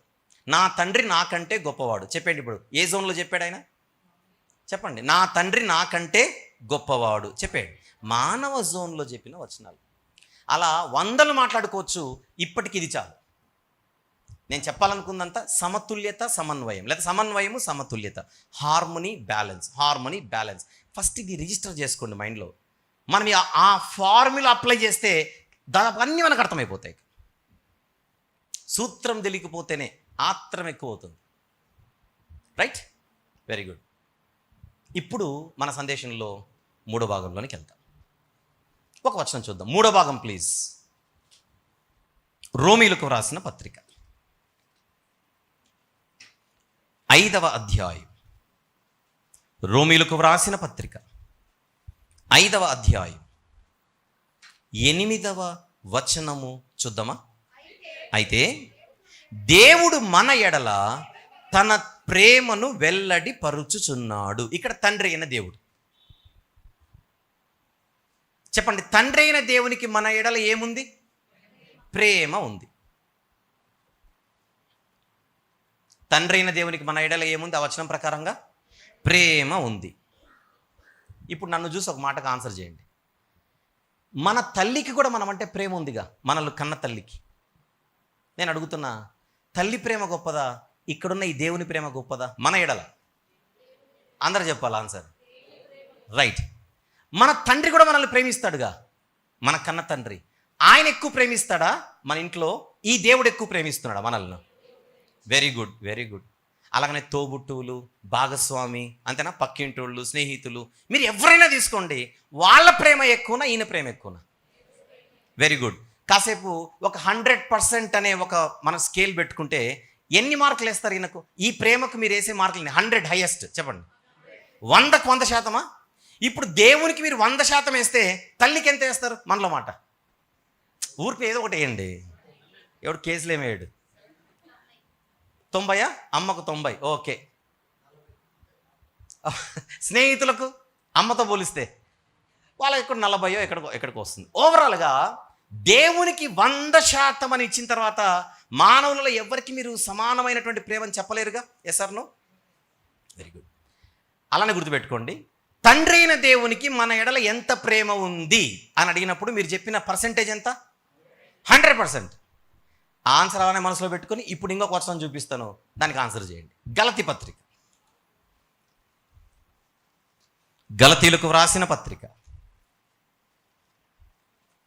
2వ అధ్యాయం 20వ వచనము ఒకసారి చూద్దాం. 20. నేను క్రీస్తుతో కూడా సిలువ వేయబడి ఉన్నాను, ఇకను జీవించువాడను నేను కాను, క్రీస్తే నా యందు జీవించుచున్నాడు. నేనిప్పుడు శరీరమందు జీవించుచున్న జీవితము, ఇప్పుడు జాగ్రత్తగా చూడండి, నన్ను ప్రేమించి నా కొరకు తనను తాను అప్పగించుకొనిన దేవుని కుమారుని యందలి విశ్వాసము వలన జీవించుచున్నాను. ఇప్పుడు ఎవరి ప్రేమ గురించి మాట్లాడుతున్నాడు పౌలు భక్తుడు? సిలువలో తన కొరకు మరణించిన ఆయన గురించి. ఆయన పేరేమిటి? యేసుక్రీస్తు ప్రభు. Very good. ఇప్పుడు యేసుక్రీస్తు ప్రభు మనలను ప్రేమించుచున్నాడా? ఎస్సా నోన చెప్పండి ఫస్ట్. ఎస్. ఎంత పర్సంటేజ్ అబ్బా? వినపడట్లా? వినపడలా నిజంగా? 100%? యేసు ప్రభు ప్రేమ 100%? Very good. తండ్రి అయిన దేవుని ప్రేమ ఇందాక ఎంతో చెప్పారు మీరు? 100%. యేసు ప్రభు ప్రేమ మన ఎడల 100%. 99 వేసుకోరాదు? నో, ఈక్వలా? 100%? Very good. తల్లి ప్రేమ వచ్చేసరికి 90 అన్నారు, కానీ తండ్రి అయిన దేవుని ప్రేమ, యేసుక్రీస్తు ప్రభు ప్రేమ మన ఎడల ఎంత పర్సెంటేజ్ అంటే మీరందరూ ఏకగ్రీవంగా చెప్పినటువంటి ఆన్సర్ 100%, 100%, 100%. నో డౌటా? లాస్ట్ అడుగుతున్నా. No doubt. ఒకరిది ఎక్కువ కాదు, ఒకరిది తక్కువ కాదు. Very good. అది అలానే మనసులో పెట్టుకొని మళ్ళీ రోమా పత్రికకు వద్దామా, లేకపోతే యోహాను సువార్తకి వెళ్ళిపోదాం. 14వ అధ్యాయం. యోహాను సువార్త 14వ అధ్యాయం ఒకసారి 16వ వచనం చూద్దాం. నేను తండ్రిని వేడుకొందును, మీ యొద్ద ఎల్లప్పుడు ఉండుటకై ఆయన వేరొక ఆదరణకర్తను అనగా సత్యస్వరూపియగు ఆత్మను మీకు అనుగ్రహి. ఎవరి సత్యస్వరూపియగు ఆత్మ? పరిశుద్ధాత్ముడు. ఆయన పేరేమిటి? ఆదరణకర్త అని కనపడుతోంది. అంటే పరిశుద్ధాత్ముడు మనల్ని ఏం చేస్తుంటాడు? ఆదరిస్తూ ఉంటాడు, నడిపిస్తూ ఉంటాడు. ఎగ్జాంపుల్గా మాట్లాడుతున్నా. పరిశుద్ధాత్ముడు చేసేది ఏమిటి? పాపమును గూర్చి, నీతిని గూర్చి, తీర్పును గూర్చి ఒప్పింపజేస్తుంటాడు, నడిపిస్తుంటాడు, ఆదరిస్తుంటాడు. అంతేనా? వండర్ఫుల్. ఇవన్నీ ప్రేమ కలిగే చేస్తాడా, వితౌట్ ప్రేమ చేస్తున్నాడా పరిశుద్ధాత్ముడు? మనల్ని పరిశుద్ధపరచువాడు అని ఉంటుంది బైబిల్లో ఆయన గురించి. నేను అడుగుతున్నాను, పరిశుద్ధాత్ముడు మనకు చేసేవి ఏవైనా సరే విత్ లవ్వా, వితౌట్ లవ్వా? ప్రేమ కలిగా, ప్రేమ లేకుండానా? ప్రేమ కలిగి. ఇప్పుడు నేను అడుగుతున్నా, పరిశుద్ధాత్ముని ప్రేమ మన ఎడల ఎంత? 100? ఏంటో మీరు ముగ్గురికి 100 అనేసారు. డౌట్ లేకుండా 100%? ముగ్గురికి డౌట్ లేకుండా 100%. మీరు చెబుతున్న ఆన్సర్ చెబుతోంది ఆ ముగ్గురిలో ఏదో ఒక ఏకత్వం ఉందని. ఆ ముగ్గురిలో ఒక ఏకత్వం అనేది లేకపోతే ఎగ్జాక్ట్గా 100కు 100% ఈక్వల్గా, నేను అడుగుతున్న సమానమైన ప్రేమన, అసమానమైన ప్రేమన? ముగ్గురిది సమానమైన ప్రేమ అనేది మీ ఆన్సర్ అయితే ఖచ్చితంగా ఆ ముగ్గురి మధ్య ఏముంది? సమానత్వం ఉంది. ఆ ముగ్గురి మధ్య ఏదో సమానత్వం లేకపోతే వాళ్ళ ప్రేమ సమానమైనదిగా ఉండే అవకాశమే లేదు. ప్రేమ అనే ఒక గుణం తీసుకున్నాను అంతే. ఇప్పుడు రెండోది చెప్తాను. తండ్రి అయిన దేవుడు పరిశుద్ధురా కాదా? బైబిల్లో ఎన్నో వచనాలు ఉన్నాయి. పరిశుద్ధురేనా? Very good. యేసు ప్రభు పరిశుద్ధురా కదా? పరిశుద్ధుడు. పరిశుద్ధాత్ముడు పరిశుద్ధురా కదా? పేరులోనే ఉంది కదా పరిశుద్ధాత్మ అని. ఇప్పుడు అడుగుతున్నా, ఈ ముగ్గురులో ఎవరు ఎక్కువ పరిశుద్ధులు? సమానమైన పరిశుద్ధతేనా? ఒకరిది ఎక్కువ ఒకరు తక్కువనా? సమానమైన పరిశుద్ధత అనేది మీ ఆన్సర్ అయితే ఖచ్చితంగా ఆ ముగ్గురులో ఏముంది? ఏదో సమానత్వం ఉంది, ఏదో ఏకత్వం ఉంది. ఏకత్వము లేకపోతే ఇప్పుడు మీరు ఏకత్వంతో కూడుకున్న ఆన్సర్లు చెప్పరు. సమానత్వము లేకపోతే సమాన ప్రేమ ఉండదు, సమానత్వం లేకపోతే సమాన పరిశుద్ధత ఉండదు. లాస్ట్, ఈ ముగ్గురులో ఎవరు ఎక్కువ మంచోళ్ళు చెప్పండి మనలో మాట. ముగ్గురు మంచోళ్ళేనా? ముగ్గురు ఉత్తములేనా? Very good. ఎవరు ఎక్కువ ఉత్తములు, ఎవరు ఎక్కువ మంచివారు? తండ్రా, కుమారుడా, పరిశుద్ధాత్ముడా? ఈక్వలా? ఇలా ఏ లక్షణము తీసుకున్నా ముగ్గురులో మనకేం కనపడుతోంది? సమానత్వం కనపడుతుంది. ముగ్గురులో ఎగ్జాక్ట్గా ఈ సమానత్వం ఉంది అని అంటే ఖచ్చితంగా ఆ ముగ్గురిలో ఏదో ఏకత్వం ఉంది. కావాలా కదా? కాలు ఎందుకు ఫీల్ అయిందంటే ఎందుకు కాదు, అంతేనా? నేను ఎవరికైనా కుడి చేయిని ఎక్స్టెండ్ చేసినప్పుడు షేక్ హ్యాండ్ కొరకు, వాళ్ళు షేక్ హ్యాండ్ ఇవ్వలేదనుకోండి, ఈ చెయ్యి ఒకటే ఫీల్ అవుతుందా, ఈ చెయ్యి కూడా ఫీల్ అవుతుందా? మొత్తం నా నడినెత్తి మొదలుకు నరిపాదం వరకు నేను మొత్తం ఫీల్ అవుతాను. కారణం ఇది వేరు, ఇది వేరు కాదు. దీనికి దీనికి ఒక కనెక్షన్ ఉంది, అంతేనా? ఇప్పుడు విషయం ఏంటంటే, ఆయన నాకు చెయ్యి ఇవ్వకపోతే మీరేం ఫీల్ గారు, ఎందుకంటే మీకు కాదు కదా జరిగింది, నాకు. కారణం మీకు నాకు మధ్య ఒక ఏకత్వం లేదు. ఈ చేతికి ఈ శరీరానికి మధ్య ఒక ఏకత్వం ఉంది. మీకు నాకు మధ్య, మీ చెయ్యికి నా చెయ్యికి మధ్య ఒక కనెక్షన్ లేదు. ఈ చేతికి ఈ చేతికి మధ్య ఏముంది? ఒక ఏకత్వం ఉంది. ఈ రెండు చేతులు సంఖ్యలో 2, సారములో ఒకటే. అందుకే ఎడమ చేతికి నేను వాచ్ పెడితే నా కుడి చేయి ఎప్పుడు ఫీల్ కాదు, అంతేనా? నా కుడి చేతికి ఉంగరం పెడితే నా ఎడమ చేయి ఎప్పుడు ఫీల్ కాదు. కారణం ఏకత్వం. రన్నింగ్ రేస్ పోటీలు పెట్టాం, కాళ్ళు బరిగెత్తుతాయి, గెలిచిన తర్వాత దండ తీసుకొని మెడలో వేస్తారు. ఎప్పుడైనా కాళ్ళు అలుగుతాయా? అలాగే. కారణం ఆ 2 కాళ్ళకు, ఆ పైన మెడకు ఒక కనెక్షన్ ఉంది, ఏకత్వం. చెయ్యి చెయ్యే, కాలు కాలే, మెడ మెడనే. మెడ వేరు, చెయ్యి వేరు, కాలు వేరు, భిన్నత్వం. కానీ ఈ భిన్నత్వంలో క్యా హై? ఏకత్వము హై. ఇదే యూనిటీ ఇన్ డైవర్సిటీ. భిన్నత్వములో ఏకత్వం. అంటే ఆ ముగ్గురు ఉన్నారు ఉనికిలో. ఉనికి అంటున్నాను, ఇప్పుడు పదం మాట్లాడతా. ఉనికిలో వారు ఏకమై ఉన్నారు. ముగ్గురు ఉన్నారు, ఉనికిలో ఏకమై ఉన్నారు. ఎక్స్క్యూజ్ మీ, ఉనికి అంటే ఉండడం, ఉనికి అంటే ఉండడం. ఉనికిలో ఆ ముగ్గురు ఏకమై ఉన్నారు.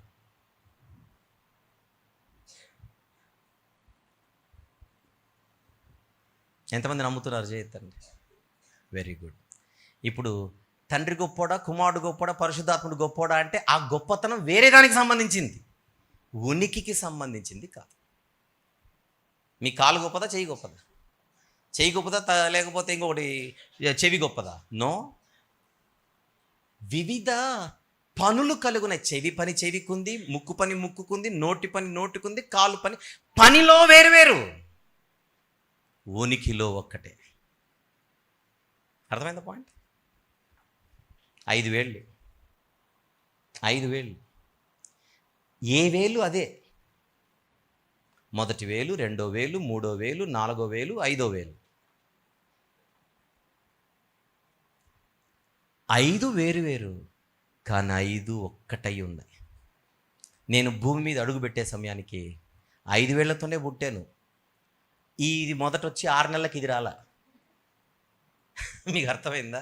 నేను అడుగుతున్నాను, చెప్పండి. 5 వేళ్ళకు ఒకటే ఆయుష, 5 వేళ్ళకు ఒకటే ఆయుష. ఈ వేలుకున్న ఆయుష్ వేరు, ఈ వేలుకున్న ఆయుష్ వేరు, ఈ వేలుకున్న ఆయుష్ వేరు. ఏమన్నా అట్లుంటుందా? నో. ఈ 5టికి ఒకటే ఆయుష్, కానీ 5 వేరై ఉన్నాయి. ఇదెప్పుడు ఇదే, ఇదెప్పుడు ఇదే, ఇదెప్పుడు ఇదే, ఇదెప్పుడు ఇదే, ఇదెప్పుడు ఇదే. ఇది ఎప్పుడు ఇది అవ్వదు, ఇది ఎప్పుడు అది అవ్వదు, అదెప్పుడు ఇది అవ్వదు, ఇది ఎప్పుడు అది అవ్వదు. మీకు అర్థమైందా? బ్రొటన వేలు ఎప్పుడు చూపుడు వేలు కాదు, చూపుడు వేలు ఎప్పుడు మధ్య వేలు కాదు, మధ్య వేలు ఎప్పుడు ఉంగరం వేలు కాదు, ఉంగరం వేలు ఎప్పుడు చిటికెన్ వేలు కాదు. చిటికెన్ వేలు చచ్చిపోయేంత చిటికెన్ వేలే, ఉంగరం వేలు పోయేంతవరకు ఉంగరం వేలే. నాకు 10 ఏళ్ళు వయసు అయిపోయిన తర్వాత 11వ సంవత్సరం నుంచి ఈ వేలు అక్కడికి వెళ్ళా. ఒక ఆర్డర్లో ఉన్నాయి ఇవి. ఆర్డర్ అంటున్నాను, మళ్ళీ వస్తాను, లాస్ట్లో వస్తాను. ఈ పాయింట్ గుర్తుపెట్టుకోండి. క్రమం. మీకు ఇది అర్థమైతే నా 5 వేళ్లకు ఉనికి ఉంది. ఉనికి ఉనికి ఉనికి ఈ ఉనికికి ఒక క్రమం ఉంది. ఉనికి ఉంది, క్రమము ఉంది. ఉనికి ఉంది, క్రమము ఉంది. ఈ క్రమము నేను చచ్చిపోయేంత వరకు మారదు.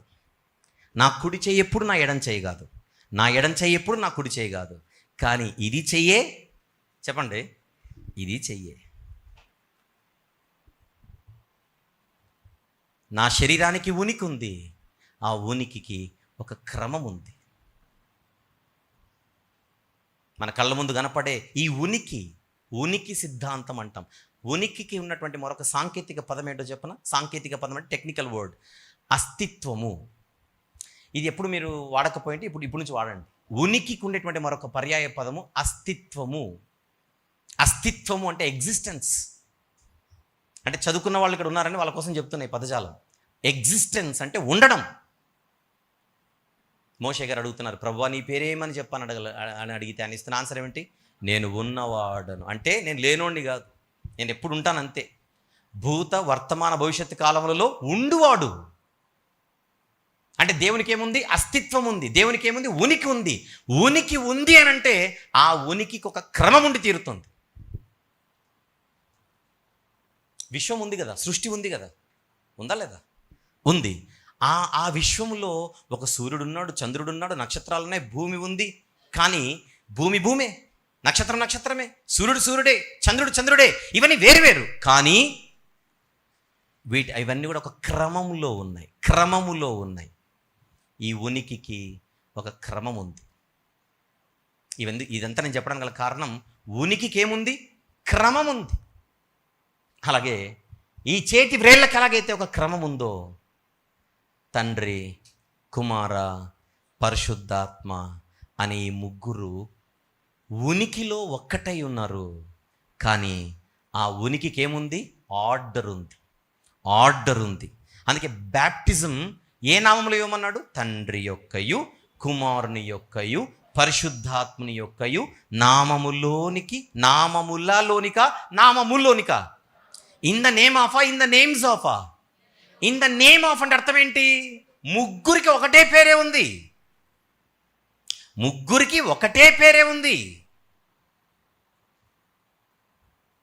ఈ చేతికి ఏ పేరు ఉందో ఈ చేతికి అదే పేరు ఉంది. దీని పేరు వేరు, ఈ చేతికి ఉండే పేరు ఈ చేతికి ఉండే పేరు వేరు కాదు. అంతేనా? నేను కుడి చేతి ఎవరైనా శభాష్ అన్నాను అనుకోండి, వంశీ గారు నన్ను శభాష్ అన్నారు అంటారు. ఎడం చేత అన్నాను అనుకోండి, అప్పుడు కూడా నా పేరు చెప్తారు. కుడి చేత చెప్పినప్పుడు ఒక పేరు, ఎడం చేత చెప్తే ఇంకొక పేరు చెప్తారా? ఎగ్జాంపుల్స్ ఇవన్నీ. చెప్పండి. ఆ ముగ్గురు ఏమై ఉన్నారు? సమానులై ఉన్నారు, ఏకమై ఉన్నారు. ఎందులో ఏకమై ఉన్నారు? ఉనికిలో. రాసుకోండి. ఎందులో ఏకమై ఉన్నారు? ఉనికిలో ఏకమై ఉన్నారు. ఉనికికి ఉన్న మరొక సాంకేతిక పదం ఏమిటి? అస్తిత్వం. అస్తిత్వంలో ఏకమై ఉన్నారు. రాసుకుంటున్నారు కనుక చెప్తున్నాను.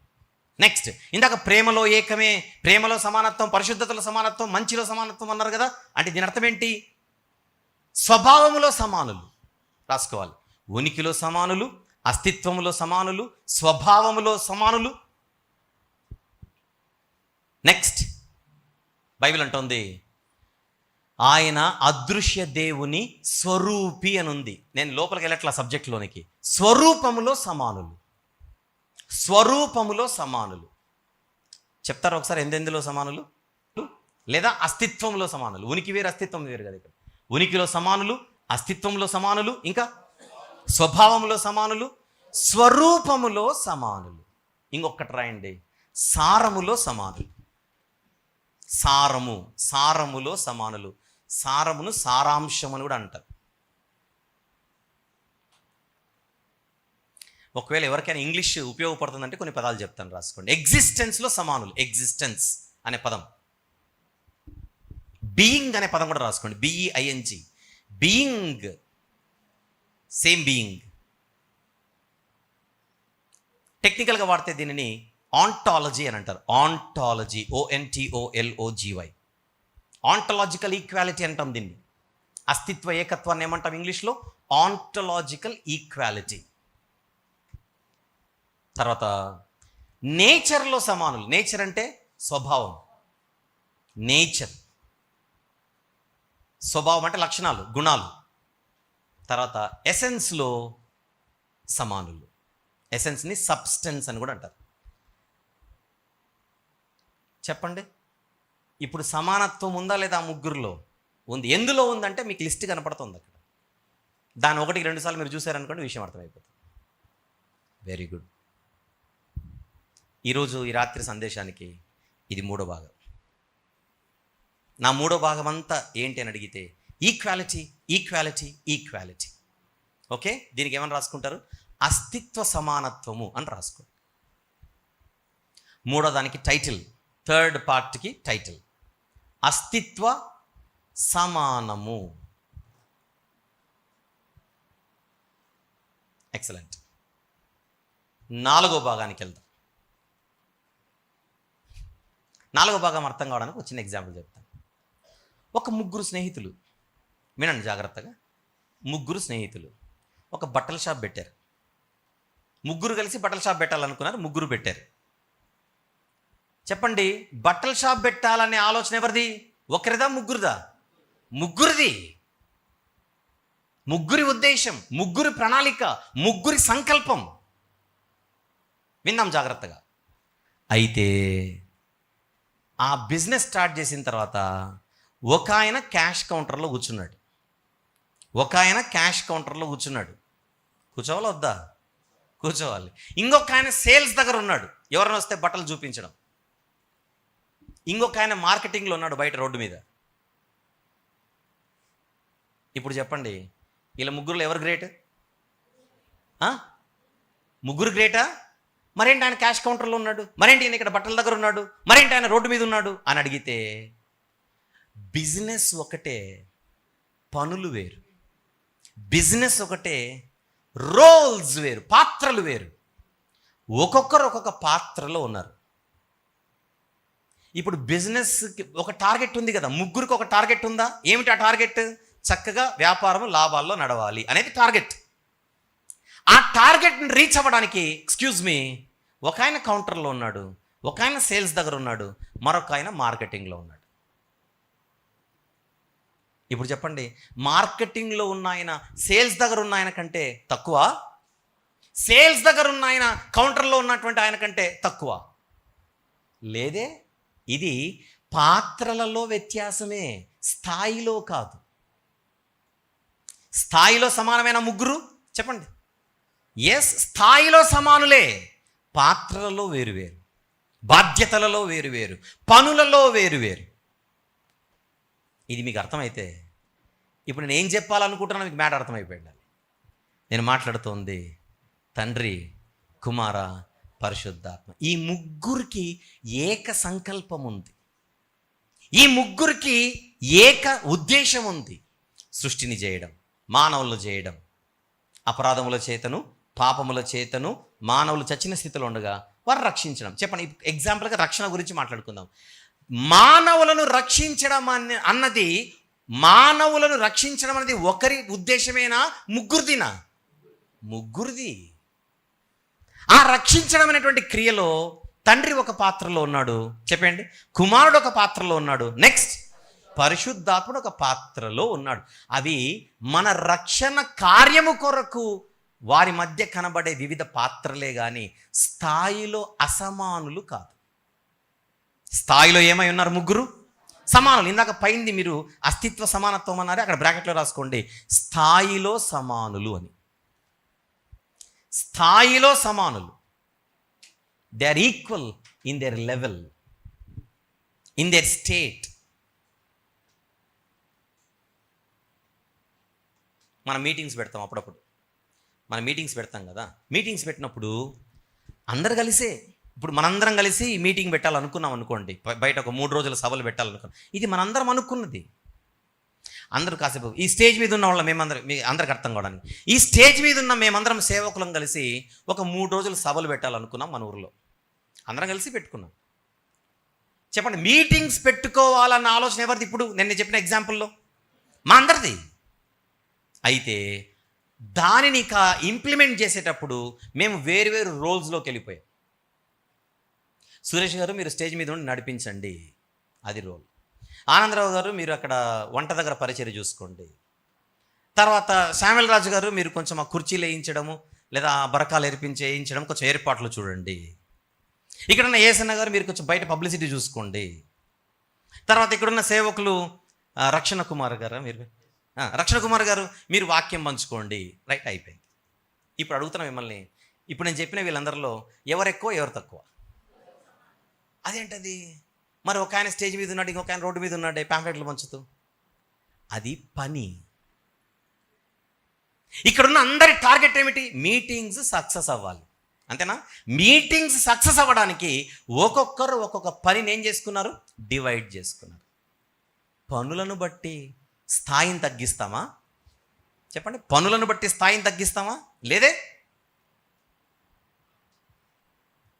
అప్పుడప్పుడు సేవకులు ఏం చేస్తుంటారంటే ఆదివారం వాక్యం చెప్తారు, సోమవారం బయట చీపురు పట్టుకొని ఉడుస్తుంటారు, క్లీన్ చేసుకుంటుంటారు మొత్తం. సేవకులు పనులు చేయరు, మందిరం పనులు చేయరు, చేస్తారు. స్ట్రైట్ ఫార్వర్డ్ అడుగుతున్నా, ఆదివారం రోజు వాక్యం చెప్పే సేవకుని మీరు వందనాలు చెప్తారు, సోమవారం రాగానే ఆయన చీపురు పట్టుకొని మందిరం చుట్టూ ఊడుస్తుంటాడు, ఆయనకు మీరు వందనాలు చెప్తారా చెప్పరా? అదేంటండి, చీపురు పట్టుకుని ఆయన చెప్తారేంటి? చీపురు పట్టుకున్నంత మాత్రాన ఆయన ఇప్పుడు తక్కువడేమవ్వాల. అది పని మారిందంతే. స్థాయి ఎప్పుడు అదే. ఇది మీకు అర్థమైతే తండ్రి ఏ పనిలో ఉన్నా మన కొరకు, కుమారుడు ఏ పనిలో ఉన్నా మన కొరకు, పరిశుద్ధాత్ముడు ఏ పనిలో ఉన్నా మన కొరకు, పనిని బట్టి వారు ఎక్కువ తక్కువ కాదు, వారు ముగ్గురు సమానులే. ఎందులో వ్యత్యాసం? పనిలో. అందుచేత ఆ పనిలో నేను మాట్లాడే స్థాయిలో కాదు, పనిలో మనకు ఎక్కువ తక్కువ కనపడుతుంటుంది పిక్చర్. చిన్న మాట చెప్తాను అర్థం కావడానికి. ఈరోజు ఇక్కడ మీటింగ్ జరుగుతోంది. నేనంతకు నేను వచ్చి మైక్ లాక్కున్నానా? నన్ను పిలిస్తే మైక్ తీసుకున్నానా? మీ అంతకు మీరు వచ్చి మైక్ తీసుకున్నారా? చెబితే వచ్చి మైక్ తీసుకుని పాట పాడారా? అంటే ఈ సభ ఒక అధ్యక్షుని అధ్యక్షతన నడుస్తోంది. ఎసార్ను ఆయనను మనం ఏమంటున్నాం? సభాధ్యక్షుడు నడిపిస్తూ ఉంటాడు. ఆ సభాధ్యక్షుడు ఎవరిని పిలిస్తే వాళ్ళు వచ్చి ప్రార్థన చేస్తారు, ఎవరిని పిలిస్తే వాళ్ళు వచ్చి పాట పాడతారు, ఎవరిని పిలిస్తే వారు వచ్చి వాక్యం చెబుతారు. ఎసార్ను ఆయన పేరేమిటి? ఈ సభకి ఏమై ఉన్నాడు? ఆయన అధ్యక్షుడై ఉన్నాడు. ఒక రకంగా చెప్పాలంటే మనందరికంటే పాత్రలు ఇప్పుడు ఆయన గొప్పోడే. ఎందుకు? ఆయన పేరే అధ్యక్షుడు, అంతేనా? ఇప్పుడు ఆయన ఏమై ఉన్నాడు మనందరికంటే? ఒక కోణంలో చూస్తే గొప్పోడే. ఆయన అనుమతినివ్వండి ఎవరు మైక్ దగ్గర రావట్లేదే. ఆయన అనుమతినిస్తేనే అందరూ ప్రార్థన చేస్తున్నామే. ఆయన అనుమతినిస్తేనే నేను కూడా తీసుకున్నానే. ఎక్స్క్యూజ్ మీ, ఇది పనులలో ఉండే హెచ్చు తగ్గులు, స్థాయిలో కాదు. ఇవన్నీ మనల్ని ఆలోచింపజేయాలి. మనమేంటో పనులలో ఉండే హెచ్చు తగ్గులను చూసి స్థాయిలో అప్లై చేస్తున్నాం. స్థాయే, పనులు పనులే. అప్పుడే దీన్ని క్రమము అని అంటారు, ఆర్డర్. అందుకే దీని పేరు కార్యక్రమము.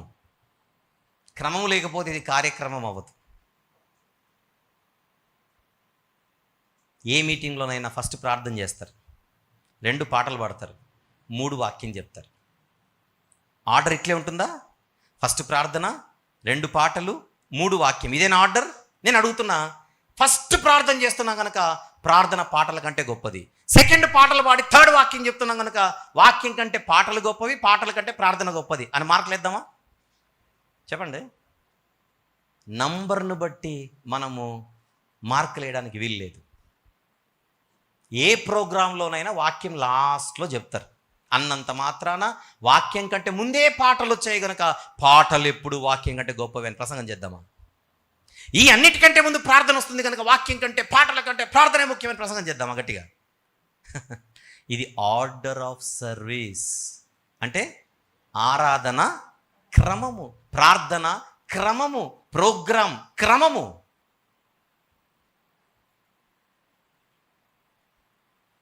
అందుచేత మనము ఈ క్రమాన్ని చూసి గొప్ప తక్కువ అని చెప్పడానికి వీలు లేదు.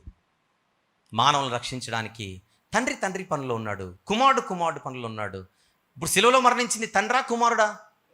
రైట్. ఇప్పుడు మనందరి కోసం ప్రాణం పెట్టింది యేసుప్రభు కనుక ప్రాణం పెట్టిన యేసుప్రభు ప్రాణం పెట్టని తండ్రి కంటే గొప్పోడు అన్నాను అనుకోండి, నన్ను పిచ్చోడిలాగానే చూడాలి మీరు. నేను అడుగుతున్నా, లాజికల్గా మాట్లాడుతున్నా. ప్రాణం పెట్టిన యేసుప్రభు ప్రాణం పెట్టని తండ్రి కంటే గొప్పోడు అన్నానంటే లాజికల్గా బాగానే ఉంది వినడానికి, కానీ అది సత్యం కాదు. ఆయనది ఆ పాత్ర, ఆ బాధ్యత చక్కగా నెరవేర్చాడు. తండ్రి బాధ్యత. పరిశుద్ధాత్ముడు ఈరోజు ఏం చేస్తున్నాడు? మనల్ని శిలువ దగ్గరికి నడిపిస్తున్నాడు. ఆయన నడిపించకపోతే మనం ఎందుకు శిలువ దగ్గరకు వస్తాం? ఆయన ఒప్పింప చేయకపోతే మనం పాపమును గురించి, నీతిని గురించి, తీర్పును గురించి ఎక్కడ మనం ఒప్పుకుంటాం? అసలు ఆయన నడిపించకపోతే ఈరోజు మనం ఎక్కడ నడుస్తాం? గనుక ఎవరి బాధ్యత వారిదే. ఈ ముగ్గురు కలెక్టివ్గా చేస్తున్నారు ఈ పని. సమైక్య పని అంటారు దీన్ని, సమైక్య పని. సమైక్య పనిలో పాత్రలు వేరు. మీకు ఎంత హాయిగా ఉంది మెసేజ్? ఏమైనా ఇబ్బందిగా ఉందా ఎవరికైనా? ఒకటి మరొక దాంతో విభేదిస్తుందా? విడగొట్టుకోవద్దు.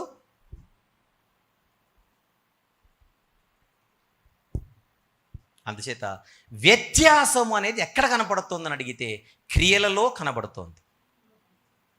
ఈ 4వ భాగానికి టైటిల్ అదే, క్రియాత్మక వ్యత్యాసము అని రాసుకోవాలి. ఏమని రాసుకుంటారు? క్రియాత్మక వ్యత్యాసం. దీనిని కార్యాత్మక వ్యత్యాసం అని కూడా అంటారు. ఇంగ్లీష్లో ఫంక్షనల్ డిఫరెన్స్. బ్రాకెట్లో రాసుకోండి, పాత్రలు, రోల్స్. ఇక్కడే మనకు పాత్రలు కనబడతాయి. తండ్రి ఆరంభించువాడు, కుమారుడు నెరవేర్చువాడు, పరిశుద్ధాత్ముడు ఆపాదించువాడు. రాసుకోవాలి క్విక్. తండ్రి ఏ పని అయినా తండ్రి, ముఖ్యంగా రక్షణ కార్యం గురించి మాట్లాడదాం. తండ్రి ఆరంభిస్తాడు, కుమారుడు నెరవేరుస్తాడు, పరిశుద్ధాత్ముడు ఆపాదిస్తాడు. ఈ సీక్వెన్స్, ఈ క్రియలు మనకి ఎక్కడ కనపడతాయి? రక్షణ కార్యంలో చాలా చక్కగా కనపడతాయి. మంచి ప్రత్యక్షత అది.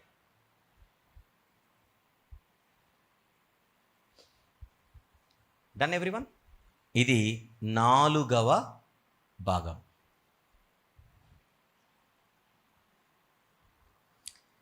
ఏమన్నాం దీన్ని? క్రియాత్మక వ్యత్యాసం.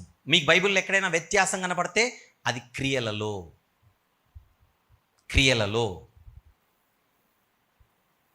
ఇప్పుడు బైబిల్లో సమానత్వం ఉందా లేదా? ఉంది. స్థాయిలో, ఇంకా చెప్పాలంటే స్వభావములో, ఉనికిలో.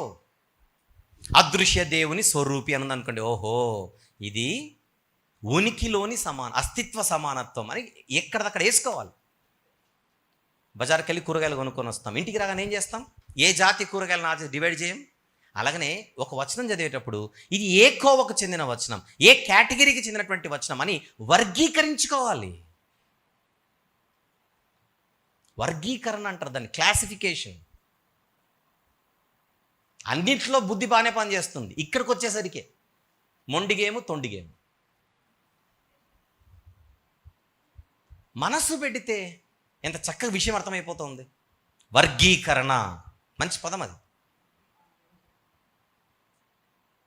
వంకాయలన్నీ ఒక చోట, బెండకాయలన్నీ ఒక చోట, దొండకాయలన్నీ ఒక చోట. మనం డివైడ్ చేయట్లా, డివిజన్.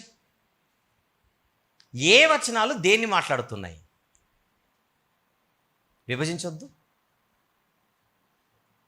చెప్పండి, ఏం చెప్పాను? అస్తిత్వములో సమానత్వం ఉంది, క్రియలలో వ్యత్యాసం ఉంది. అది స్లోగన్. ఉనికిలో సమానత్వం ఉంది. అస్తిత్వం అంటే ఉనికే. అస్తిత్వములో సమానత్వం, క్రియలలో వ్యత్యాసం. వీళ్ళు ఏం చేస్తున్నారు? క్రియలలో వ్యత్యాసం తీసుకొని వచ్చి, చూసావా తండ్రి గొప్పోడు కుమారుడు తక్కువడు అంటున్నారు. అలా ఎవరైనా వచ్చారనుకోండి మీ దగ్గరికి, ముందుగా ఏ ఊరు మంది అని అడగండి. రెండో ప్రశ్న, ఎలా వచ్చావని అడగండి. మూడో ప్రశ్న, ఇంక ప్రశ్నలు ఏం చెప్పండి, అలానే వెళ్ళిపో అని చెప్పండి. అంతే. నువ్వు ఎట్ల చోట్ల వెళ్ళిపో. ఎందుకంటే నీ జిమ్మిక్కులు ఇక్కడ పనిచేయవు, నీకు వర్కౌట్ అవ్వదు ఇక్కడ. కారణం, మాకు ఆల్రెడీ సూత్రం బాగా తెలుసు కనుక. నువ్వు ఎక్కువ తక్కువ చూపించేవన్నీ నువ్వు చెబుతున్న కోవకు చెందినవి కాదు అవి. నువ్వు స్థాయిలో అప్లై చేస్తున్నావు, అవి నువ్వు క్రియలకు అప్లై చేయాలి. క్రియలకు అప్లై చేయాల్సిన తీసుకుని స్థాయికి అప్లై చేస్తావేంటి? వెళ్ళి చక్కగా ఏబిసిడీలు నేర్చుకొని రామ్మా అని చెప్పండి, అంతే. లాస్ట్, చివరిది. ఆ చివరిదే ఇందాక నేను చెప్పిన క్రమం ఒకటి ఉంది. ఇందాక నేను ఆర్డర్ ఉంది, ఆర్డర్ అక్కడ అవసరం కనుక మెన్షన్ చేశాను, అది ఇక్కడ రాసుకోవాలి. దీనిని సంబంధిత క్రమము అంటారు, రిలేషనల్ ఆర్డర్. సంబంధిత క్రమము అంటే తండ్రికి కుమారునికి బంధము లేదనట్లా, కుమారునికి పరిశుద్ధాత్మనికి బంధము లేదనట్లా. బంధం ఉంది, దానికి ఒక క్రమం ఉంది. రిలేషనల్ ఆర్డర్, సంబంధిత క్రమము. ఇది నేను నెక్స్ట్ టైం మీ దగ్గరకు వచ్చినప్పుడు మాట్లాడతాను. ఒకటి గుర్తుపెట్టుకోండి, తండ్రి కుమార పరిశుద్ధాత్మనే ఈ ముగ్గురి యొక్క ఉనికి ఏదైతే ఉందో ఆ ఉనికి ఒక ఆర్డర్లో ఉంది. ఏమని గుర్తుపెట్టుకుంటారు? ఆర్డర్లో ఉంది. ఎక్స్క్యూజ్ మీ, ఇప్పటికి ఈ రోజుకి ఎగ్జాంపుల్ చెప్తున్నా, మన 5 వేళ్ళకి ఎలాగైతే ఒక ఆర్డర్ ఉందో, ఆర్డర్ ఉందా లేదా? మీరు ఒకవేళ ఈ 5 వేళ్లకు నంబర్లు ఇవ్వాల్సి వస్తే, ఇది 1, ఇది ఈ ఫింగర్ నంబర్ ఎంత? 1, ఇది 2, ఇది 3, ఇది 4, ఇది 5. ఇప్పుడు కీబోర్డ్ ప్లే చేసిన సహోదరుడు ఎక్కడ ఉన్నాడో తెలియదు, మీరే కదా. నా నంబర్లు కరెక్టే కదా, మీకు నంబర్స్ చెప్తారు. బ్రొటన్ వేల్ కీబోర్డ్ ప్లే చేసే వాళ్ళకు బాగా ఐడియా ఉంటుంది. బ్రొటన్ వేల్కి ఎప్పుడు 1 అనే నంబర్ ఇస్తారు కీబోర్డ్ ప్లే చేసేటప్పుడు. ఇది 2, ఇది 3, ఇది 4, ఇది 5. ఇది ఎప్పుడు 5ఏ, ఇది ఎప్పుడు 4ఏ, ఇది ఎప్పుడు 3నే, ఇది ఎప్పుడు 2నే, ఇది ఎప్పుడు 1నే అన్నంత మాత్రాన 1 2 కంటే గొప్ప కాదు, 2 3 కంటే గొప్ప కాదు, 3 4 కంటే గొప్ప కాదు, 4 5 కంటే గొప్ప కాదు. ఇది కేవలం ఆర్డర్, క్రమము. ఇది మీకు అర్థమైతే తండ్రి కుమార పరిశుద్ధాత్మ ఆర్డర్. ఆర్డర్లో ఈ ముగ్గురు ఇట్లున్నారు, ఆర్డర్లో ఈ ముగ్గురు ఇలా ఉన్నారు. ఆ ఆర్డర్ని బట్టి ఈయన తండ్రి అయ్యాడు, ఈయన కుమారుడయ్యాడు. ఒక స్పెషల్ రీజన్ బట్టి ఆయనను పరిశుద్ధాత్ముడు అంటున్నాం మనం బైబిల్లో. అది ఏంటనేది ఇంకొకసారి ఆయన కలిసినప్పుడు చెబుతాను. ఇప్పటికీ మీకు క్లూ ఇవ్వాలి కదా నేను. ఓహో, ఒక ఆర్డర్ని బట్టి ఆయన తండ్రి అవుతున్నాడు, ఒక ఆర్డర్ని బట్టి ఆయన కుమారుడు. ఈయనకు పితృత్వం అనే స్థితి ఉంటుంది, ఈయనకు పుత్రత్వం అనే ఒక స్థితి ఉంటుంది. ఈ పితృత్వము నిత్యమైనది, ఈ పుత్రత్వము కూడా ఏమై ఉంది? నిత్యమైనది. ఇది నిత్య పితృత్వము, ఇది నిత్య పుత్రత్వం.